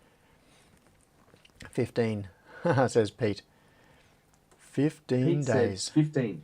15 days. Yeah, so in that time I have to do a bunch of welding. I've got a big pile of steel sitting out in the factory area, which is going to be turned into stands for 2 of the pick and place machines and turned into workbenches for the mechanical area. 'Tis the season to be silly, says Scott. Come on, Scott, say it, say it. 'Tis the season to be silly. Thank you. Yeah. So, to get to Amanda's question. Oh, no, 15 minutes to go. Well, 14 now. 'Tis the season to be silly. That's what Pete it was. said, no, 15 minutes to go. Well, 14 now. Yeah, it's more. I think it's more than 15 days until people come back. A little bit more. Alright, so what I need to do is make myself a list of things to build. What should I build? Notes. Where am I? Okay, seriously, I'm going to take some requests at this point. I am just going to open a text editor and go in. Pete said 13 now. Yes, Pete. You can count backwards. That's very good. Things to assemble during the Austin's_creations silly said, season. what is the verdict on the screen UI for the AQS worth the wait? Oh, the screen is really cool. I like it. So, AQS. Things to assemble during the silly season. AQS. Does anybody need any Rack 32s? Should I assemble some? The thing is that the Rack 32 is... Pete is backwards. Yeah, Pete is backwards.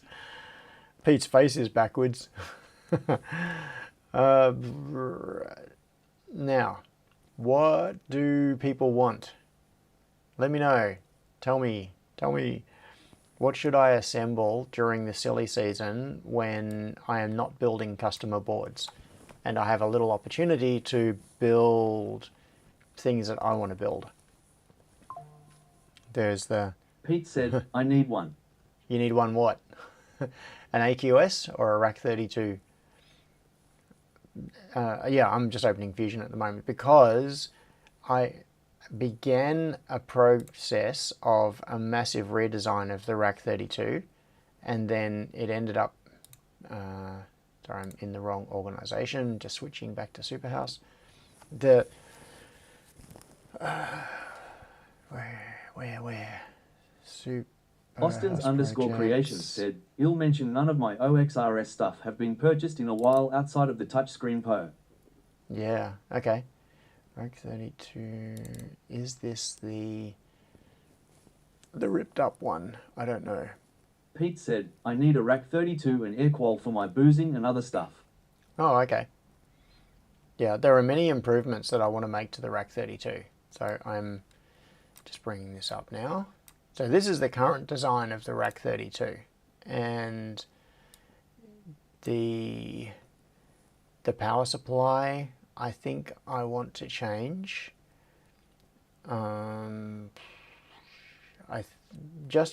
Mostly for consistency. Oh, and the circuit around the PoE for PoE auto selection, I think I wanted to change.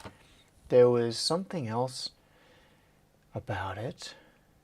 I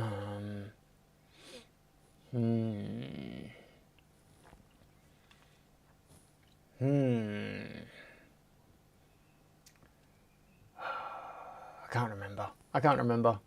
Sorry, my brain just got diverted back onto that text message.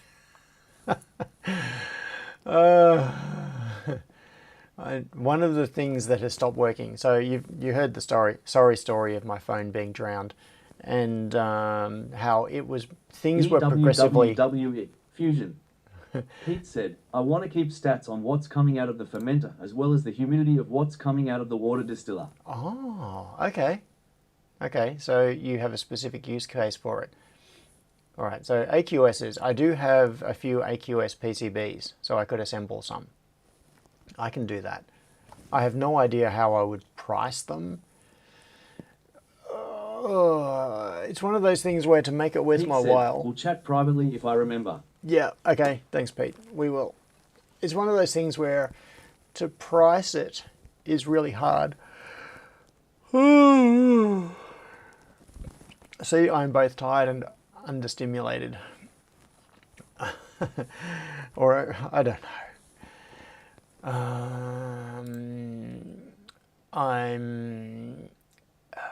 Yeah. So,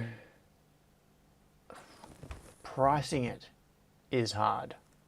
If I price it at a point where it's worth my time on an objective level, like if you consider spending time on that versus spending time on customer work, the price would have to be very high and really not worthwhile. So I need to come up with some way of pricing it where it's going to be at a reasonable price Pete point. said, discount for channel members and stuff. Yeah, special price for you today. It's got to. This is the problem. I've got all of these projects that I want to produce, and I want to make them available. Things like the Rack 32, but anytime that, because I'm super busy, I've got this big backlog of client work I need to do. It is really hard to carve out a chunk of time and say, I'm going to spend today building Rack 32s, when I've got clients who are saying, we need this done right now. Like, isn't it finished yet? And so it's to price it at a point that is fair and reasonable means that it's hard for me to not do the client work when I need the money. So I'm not saying this to, it's not a case of saying that I want to be paid a lot for building these things, because I don't. That's not the point. It should be at a price point that is reasonable for like an open source and not polished project. It's just my projects that are available for people to mess around with if they want to. They're not, polished consumer goods. So they can't be charged accordingly. But Scott Miller said, price it high, have a permanent sale at a price you like. but they Amanda also Thompson said, kit form for channel members. yep. But they also don't have the economies of scale of a retail product. So the thing is that for me to build a batch of Rack 32s, it's a day of my time essentially. Like being very hand wavy. How long is it going to take to build a batch of Rack 32s? By the time I paste up boards, pick and place them, reflow them, there is like a couple of hours gone, maybe. And then I've got to hand place parts, like all of the through-hole parts, the connectors, solder them on, and then I've got to flash firmware and test them. And by the time I've done that, effectively most of a day has gone to do a small batch of Rack 32s, which is time that is really hard to justify putting aside. So yes, I want to do more. Scott Miller said, not to mention testing. Yeah, that's right. Testing takes a while. On the Rack 32s, testing actually takes a significant amount of time because of all the different functions. I've got to test the I2C going to the I2C that goes to the OLED. Oh, sorry, not the I2C that goes to the I/O boards. There is the SPI that goes to the OLED. I've got to test Ethernet, power obviously, so just check all the power rails. I've got to check that the power over Ethernet source works, that the regular power through the back works, that power through USB works. So there are 3 different power options that have to be validated. check Ethernet, check that Wi-Fi works, check the temperature sensor works. So there's a temperature sensor on this board as well. I can't even remember right now what else there is. What's this chip? I do not even remember what this chip is. Let's see, what is this one? Oh, stop that. What I was doing was that, and that. Is it an EEPROM? So LM358D. Oh, okay, no, that's just an op amp, I think, which is used as part of the power source auto selection circuit. What's this one? Oh, that's the temperature sensor. TSE, where are we? Come on, I've got to be able to select it. There we go. TSE 752A, AT30 TSE, yeah, that's a temperature sensor. What's this one? MCP 908. Oh, that's just an alternative footprint. So I've got 2 temperature sensor footprints on there. Ooh. Yeah, anyway, I'm spending way too much time ranting about this. The point is, keeping things like this, niche products, in stock. And the thing is that they very rarely sell. If I had Rack 32s in stock right now, I might sell one every few months, and that would be it. So to keep them in stock, it's a really hard thing to do. It's hard to justify. So I've just got to do my best. Now, where is the chat? I've got to find the chat window again. Chat window is there. Okay, I found it. Don't mark it down just because you think it's not polished, says Jack's Tech. Okay. Paul asked, is there something useful that the Rack 32 can work with? Display board. Oh yeah, it works with a few things. Pete, come on, say it, Pete. Say it. Say it. Come on. Here it is. Pete said, your face is hard to justify. Thank you. Here, justify this. Yeah, my face is hard to justify. Where did my editor window go? I had Sublime Text open so I could make a list. Okay, so Rack 32. Oh, that's right. I remember now. The point I was making is, this is the other complication. I'm pretty sure I have bare PCBs for the Rack 32. So I could assemble some, and I am fairly sure that I've got all of the parts here. That's not the problem. I could assemble a batch of Rack 32s. The problem is, all right, I'm going to open something up here, and then I'm going to bring it back up in view for you. Rack 32. I don't know why it wasn't in that folder, but I did. Oh, maybe this could be how old it is. It is possible that this project is still in Eagle. It hasn't even been pulled into Fusion. Looking through there, client Rack. Where is Superhouse? Is there a different Rack 32? No, there isn't. Okay. I am going to have a look in projects and Rack 32, and oh, there's a KiCad version of Rack 32. Hardware, Rack 30. Here we go, Rack 32 S3. All right, I'm going to bring this in now. First, though, I have to let you be able to see it, so that you can see the process. All right, projects.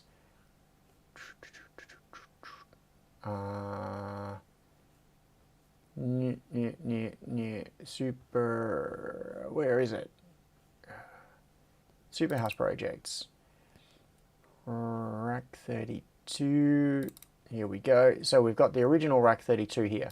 I'm going to go New Electronics Design, and I'm going to save it and call it Rack 32 S3. And, oh, in fact, I'm going to give it a B1 Should I call it V1.0? It kind of is. What am I doing? I'm just going to call it that for now. And then I'm going to select, nope, that's not what I want. I want, what am I loading? Schematic. This.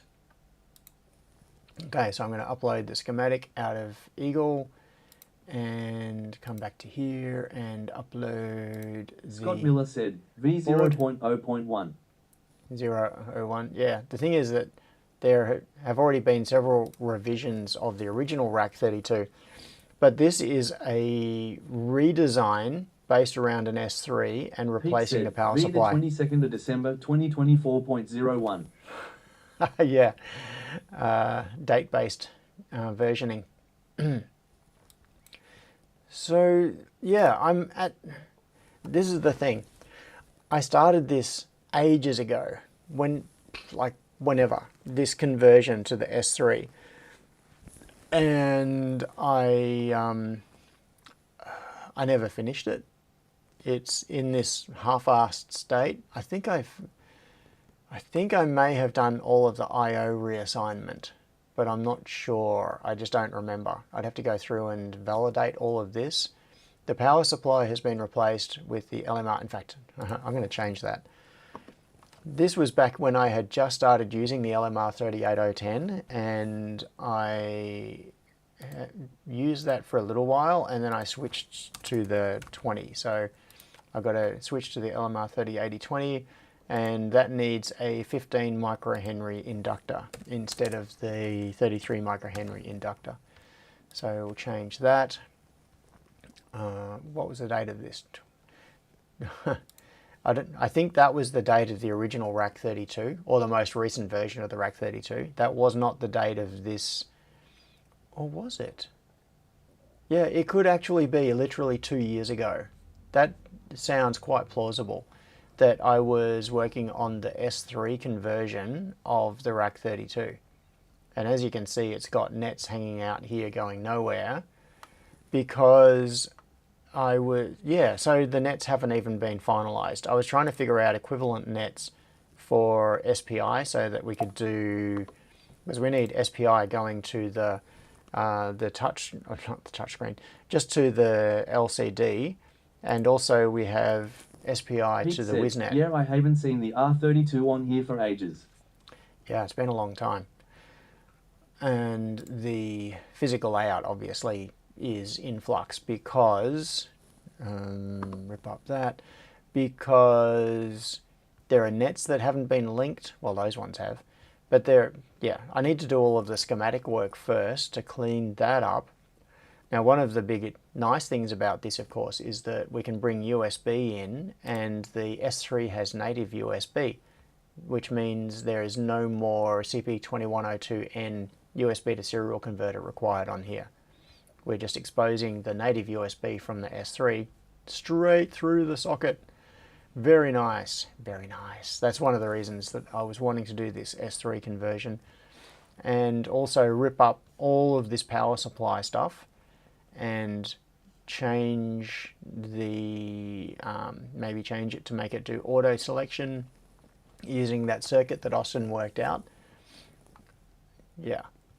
Now, because of this, because the Rack 32 is in this kind of state where it's about to be totally, when I say about to be for the last 2 years, totally redesigned, that is also something that has taken away my motivation to build more of the old ones. So maybe I should just build some more of the old ones, simply to have them listed and have it as an in-stock item. And if people want to buy them, they can buy them. They work perfectly well.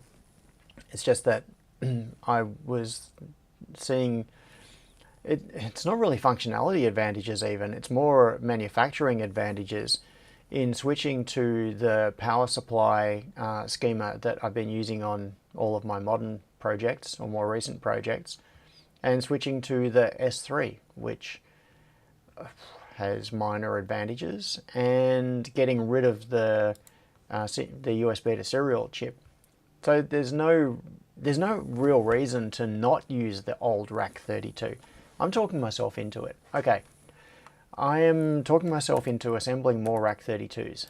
So rack 32, yes, and things to update. Austin's underscore creations said, too many of the old ones have failed on the 3.3 V-Rail. Not sure it would be worth building them without a revision.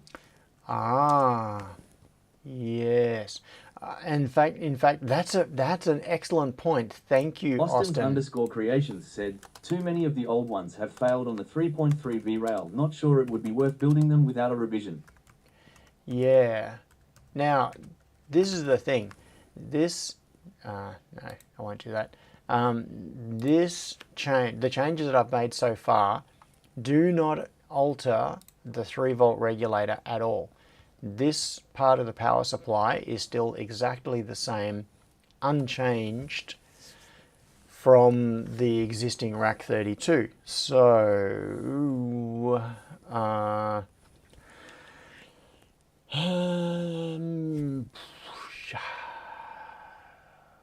yeah. What do we do? Okay, people, what do we do to fix the 3.3 volt power supply on the rack 32? Because if I am going to be doing some like internal superhouse type work over this next couple of weeks, I want to do the right thing. So we've got the power coming in from the external DC jack. We've got it going through, this is the revised power supply for the 5-volt rail. And then from the 5-volt rail, it feeds into the 3.3 volt regulator.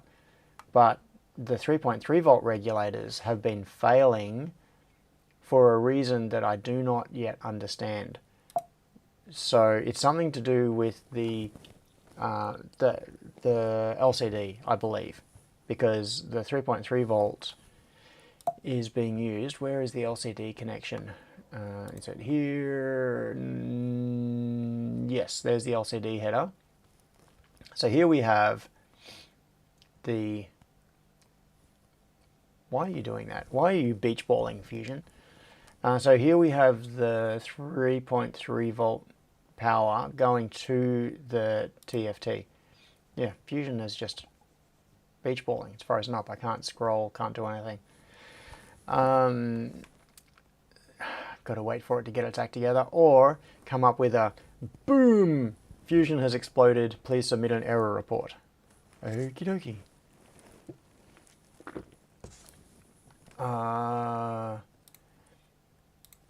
Yeah. Thanks, Electron. So, alright, I'm going to go back to my notes. Alright, fix 3v3 failures for S3 revision. But Austin, you keep doing Command S by default. Things to update during the silly season. This is rack 32. That needs to go there instead of into build. Alright, so I can do building on the AQS. I can do builds on the AQS because now we know that design is working. The other thing I need to do is design a new case for the AQS. Scott Miller said, Fusion has exploded. Please use better software. Yeah. So I can feel a rack coming on, says Crispian. Sober up, Pete, says Scott. I'm to produce my... Oh, okay. Well, Austin, that's very generous of you. We're going to get some TTS on this in just a second. Here it comes. Austin's offer is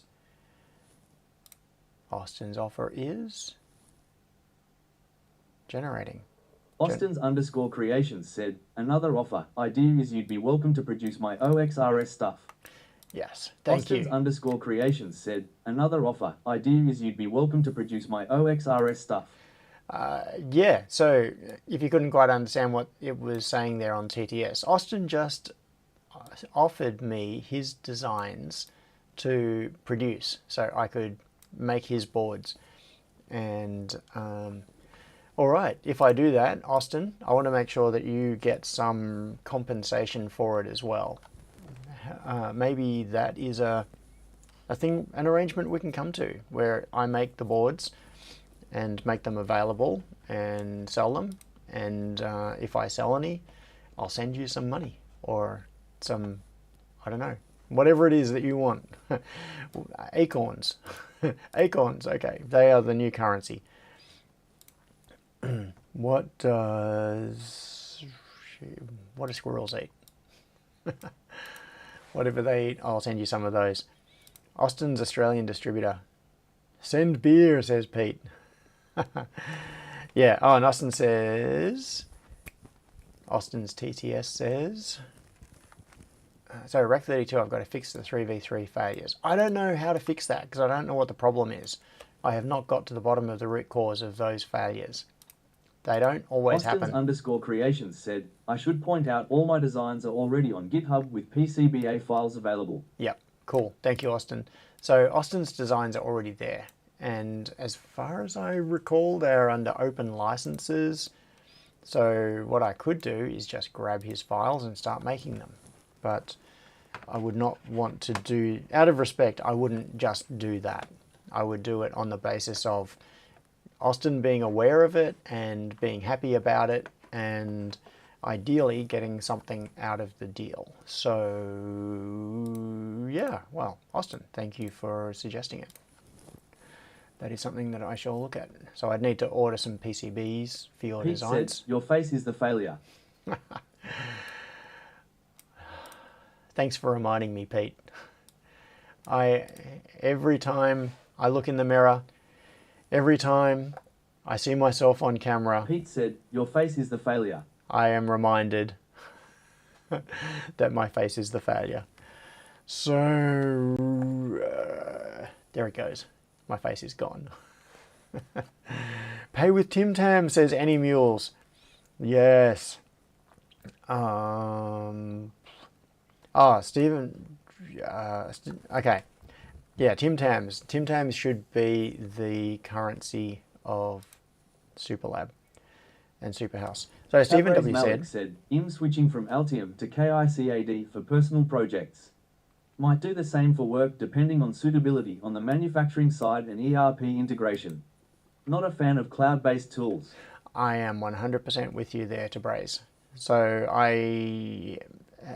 yeah, my goal is I would like to switch to KiCad, but the problem is, yeah, there's inertia. There are all sorts of reasons. I'm not going to go into that right now.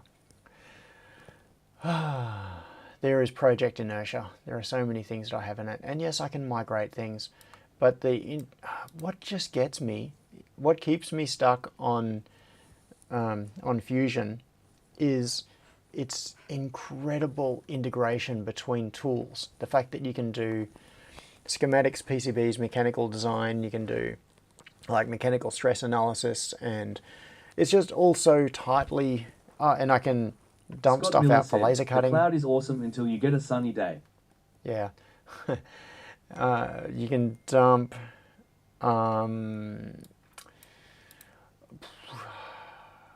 yeah, I can send stuff to the laser cutter out of Fusion. I can send stuff to CNC for machining. I can send stuff to my steel supplier to get pieces cut appropriately. Pete said, 15 minutes over. Yeah, I know.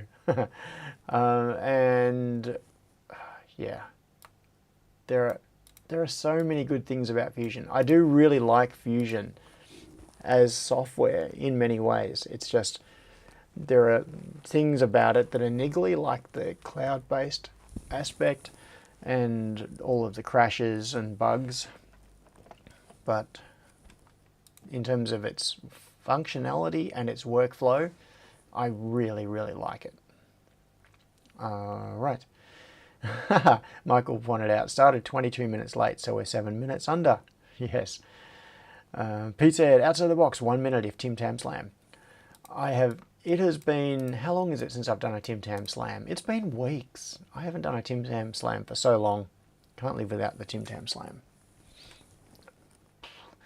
Funny thing is, when I was on the dive boat a few weeks ago now, there were a lot of the people on that trip were international, like quite a few from the US, a few from Europe.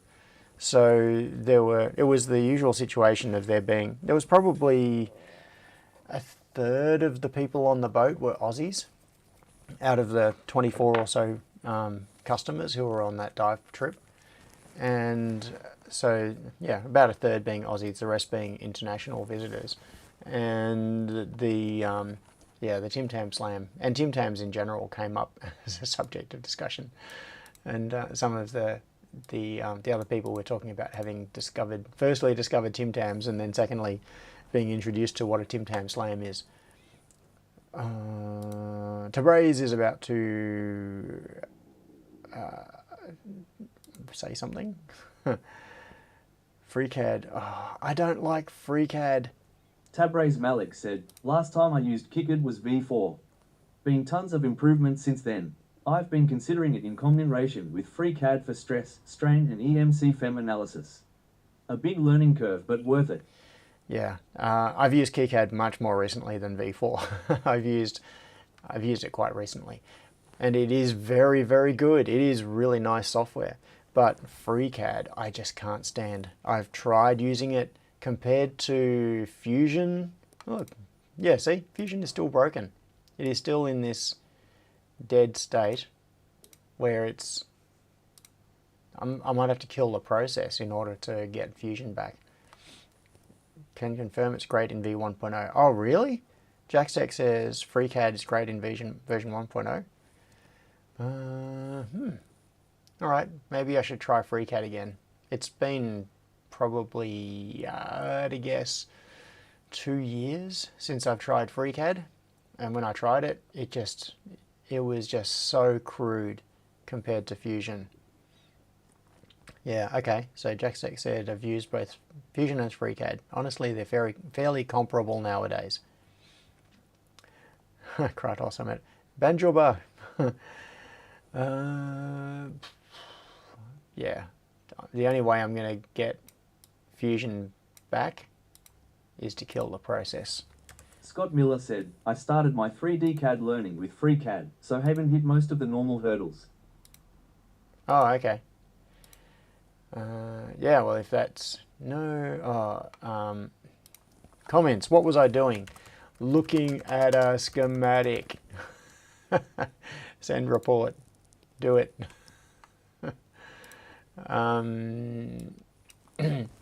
Sometimes, depending on my state of mind, I send nasty messages in the bug reports, which I know I shouldn't do because the people who read the bug reports are just doing their best. But yeah, when I say nasty, I don't mean like abusive. Pete said, all operating systems suck, ipso all computer software sucks. It does. All software sucks. I mean more sarcastic, like sending a comments like doing an extremely complicated operation such as opening a project. So. Alright, so nobody wants anything else built. I have not actually been reading the chat very much at all, so I don't know if anybody has said anything else. What? Oh, Johnny says on the other side they say KiCad is good now. Yeah, KiCad is good. Yeah, and Johnny also said people tell me FreeCAD still sucks. Yeah, KiCad, I agree and I can attest, KiCad is very good. If you want to do schematic and board layout, KiCad is an awesome tool and I have no qualms about using it. Pete said, I can't remember what else you build, lol. Yeah, well, I can't be I can't remember what I built either. Let's have a look. What we can do is Superhouse. Scott Miller said, could be worse. You could be arguing with Tasmotor maintainers. Okay. I don't want to argue with test motor maintainers. So just as a reminder, this has been brought up a little bit in the past. Scott Miller said, could be worse. You could be arguing with Tasmotor maintainers. Yes, I'm just chucking this in the chat. So the only reason I went to this page is that it auto-completed. So if anybody's Scott Miller curious... said, could be worse. You could be arguing with Tasmotor maintainers. and the TTS could be repeating itself. Don't do it again. So if anybody's interested in stuff I use, I need to update this a little bit. Like this. So oscilloscope. On this page, it's still recommending the Rigol DS1054Z, which I no longer recommend. I did up until just recently. If anybody said to me, I want an entry-level scope, what should I get? I would say DS1054Z. That was the answer. But the answer has now changed. So, Mitchell.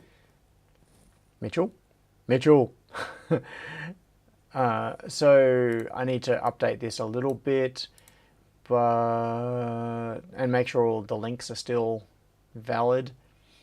But yeah, if you're interested, stuff is there. So what was I doing? That's right, products. Let's have a look at what things I've got here. Oh, air quality sensors. Who would have thought someone makes an air quality sensor? So I've got cases here. I don't actually want to be doing Outside this. the box said, it could be worse. It could be worse. It could be repeating. It could be repeating. Crispian, don't do that to me. Don't. Stop it. So yeah, 3D printed cases for the DIY versions, which I was selling for $5. I really don't want to be selling these. Choose an option. Black. Yeah, I don't want to be selling those. I put a $100 price on this. Basically, that's just my placeholder price for any product that I have put, like I've created a page for so that the URL isn't broken, and I just put a $100 price against the thing, but there's zero stock. So Pete said, it could be repeating. Stop it, Pete. So this has zero stock. You can't order it. The price is just like a placeholder. So I don't actually even know what it would be. Device is not yet available. I need to design an enclosure for it and do a fully costed BOM so I can work out what that is actually going to be. Okay, so what else? What other products could I make? Arduino boards? No. Pete said, it could be worse. I am going to mute you in a minute, Pete. Arduino shields. Light switch shield. What have I got Pete here? said, Anti-cart. stop it, Pete. So I've got stock of most of these. Yeah, don't really care. Assistive technology. There are some things here that I want to do as well, like the you see this $100 price. That's my placeholder. So the FlySky CAN bus converter, that exists. It works. I could make it and sell it, but it's so niche I doubt anybody would buy it. Mini open adaptive controller. Yes, I want to make it. I mean, that's available right now. I've got those assembled, I think. The Permobil control modules. Once again, super niche. If anybody wanted to control a Permobil wheelchair using I2C, this is how you would do it. The assistive technology button, the nurse call system. Wheelchair control breakout, that is not currently available. The touch switch, the hand heater is not currently available. Wheelchair motor controller, not currently available. All of these designs are done. Like I could assemble these, but if I assemble one, said, could work on the Wi-Fi access point over the next couple weeks. I don't think I'm going to get time. The project list is so backlogged. I'm not going to get to the IoT AP. Wheelchair control breakout. This one is a cool one. Ooh, member Johnny, my hot Swedish friend, has just become is now a member for 26 months. Haha, excellent. But no funky music, sadly. Will be released. Yeah, it was. Hang on, I'm gonna mute my computer and hit play on this. Yeah, so this was this was Nick, and this is on the, so this is the left computer. In their bedroom, they've got two computers side by side. The left computer was Nick, the one on the right was Chris. So this was Nick using his wheelchair control through the breakout box that we made, and he was playing that driving game, playing a driving simulator on the computer using this, the wheelchair control breakout. I want to make those, but is anybody ever going to buy them? No idea. D1 Mini, don't care. Displays, Ethernet, I/O breakout. Okay, I/O breakout and light switches. So I've got cables. What am I out of stock of? Oh look, there's a 1-star rating on the I/O breakout 8-channel relay driver. $16. Yeah, at $16, it really is not worth my time to be building these things. $8 for these breakouts. So add to cart means that they are in stock. So I have stock of all of these things, and nobody has ordered one for like a year or 2 years. I/O breakout to IJ45, I/O breakout to security sensors. Yeah, they're all in stock. I/O breakout Shield Mega in stock. No, haven't sold one in 8 years. Light switches. Yeah, I haven't really kept those buttons in stock. We've got the light switch breakouts. They are in stock in all sizes and have been. I haven't sold any of those for I think maybe a year. The light switch breakout. This is the different versions of the of this breakout. In stock? Yes. I've got one of those in stock. I've got 3 of those. None of the 16 port and 7 of the 8 port. But yeah, haven't sold one of those for, I can't remember the last time. Long time. Okay, so it seems the problem is not really so much not having stock. It looks like I do have stock for these things. It's just they are not interesting. Jack's Tech said, haven't promoted them either though. Yeah, that's true.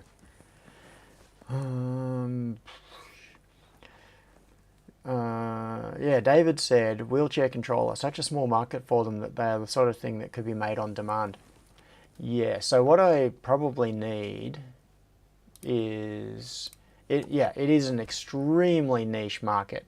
It's a niche within a niche. So, where are we? Assistive tech. So this particular thing, yeah, the mini open adaptive controller. Do I have those in stock? White, 2 in stock. Translucent, I've got 1. Black, I've got 1. Okay, so I do have these in stock. These are really cool. I actually really like these devices, and I would like to,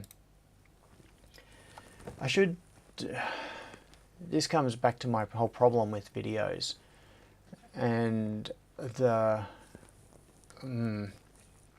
should do videos about this. There is no video at the moment explaining this device, or what it is, or how cool it is, and the things that you can do with it.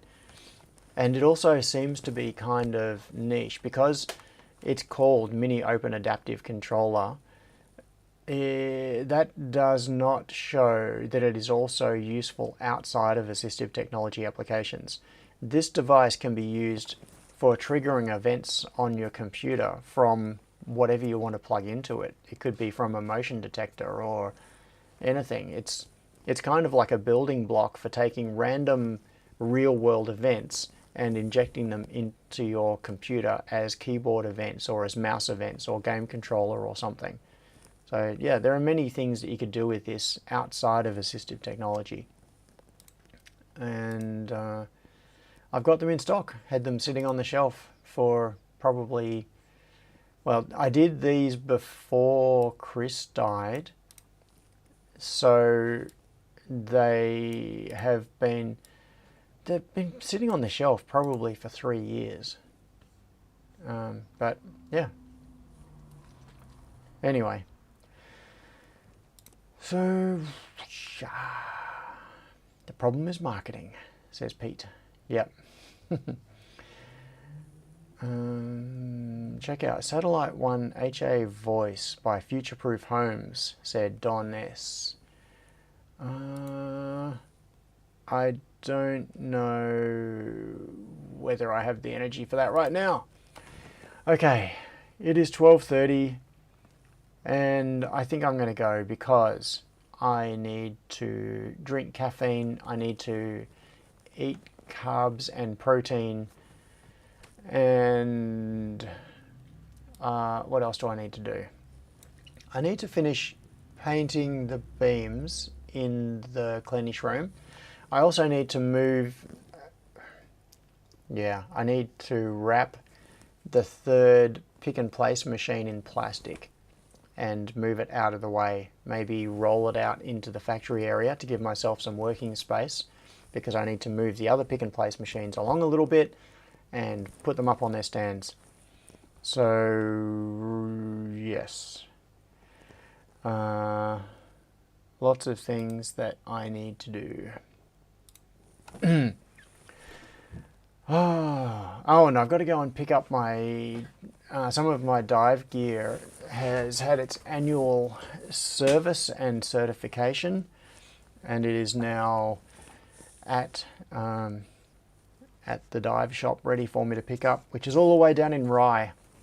So I'm going to take a bit of a trip down to Rye in the next day or so to pick that up. A drive down to the beach, maybe even get in the water. Probably not diving, sadly. I really want to get back out to the octopus garden at Rye, but I think I'm probably just going to I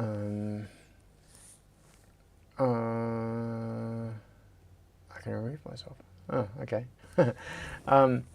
Sorry, I just saw a comment that Pete made. I want to get a chance to Wagonload says, I wonder if I could use those assistive tech for robotic sensors. Yes, you definitely could. Yes. A lot of this is the thing. A lot of assistive tech and robotics type stuff crosses over dramatically. Things like actuators and sensors and control systems and interfaces and integration between different things. The stuff that you do building robots and the stuff you do building assistive tech, it's very, very similar. It's a Venn diagram which largely overlaps. So yes. And as Pete says, don't forget to dislike and unsubscribe. You've got to do it for the engagement. Hit that, smash that dislike button, please. And I will see you all next, is it next year? When is the next stream? Hang on, I'm going to look on my little calendar. Next Sunday is the 29th. Okay, so I'm going to see you in between Christmas and New Year. So, have a fantastic Christmas. And, oh, actually, I've got to figure out how to end this stream. Where is OBS? I just realized I am not even streaming out of the ATEM, which means that, where is it? No, that's not it. That's Discord. This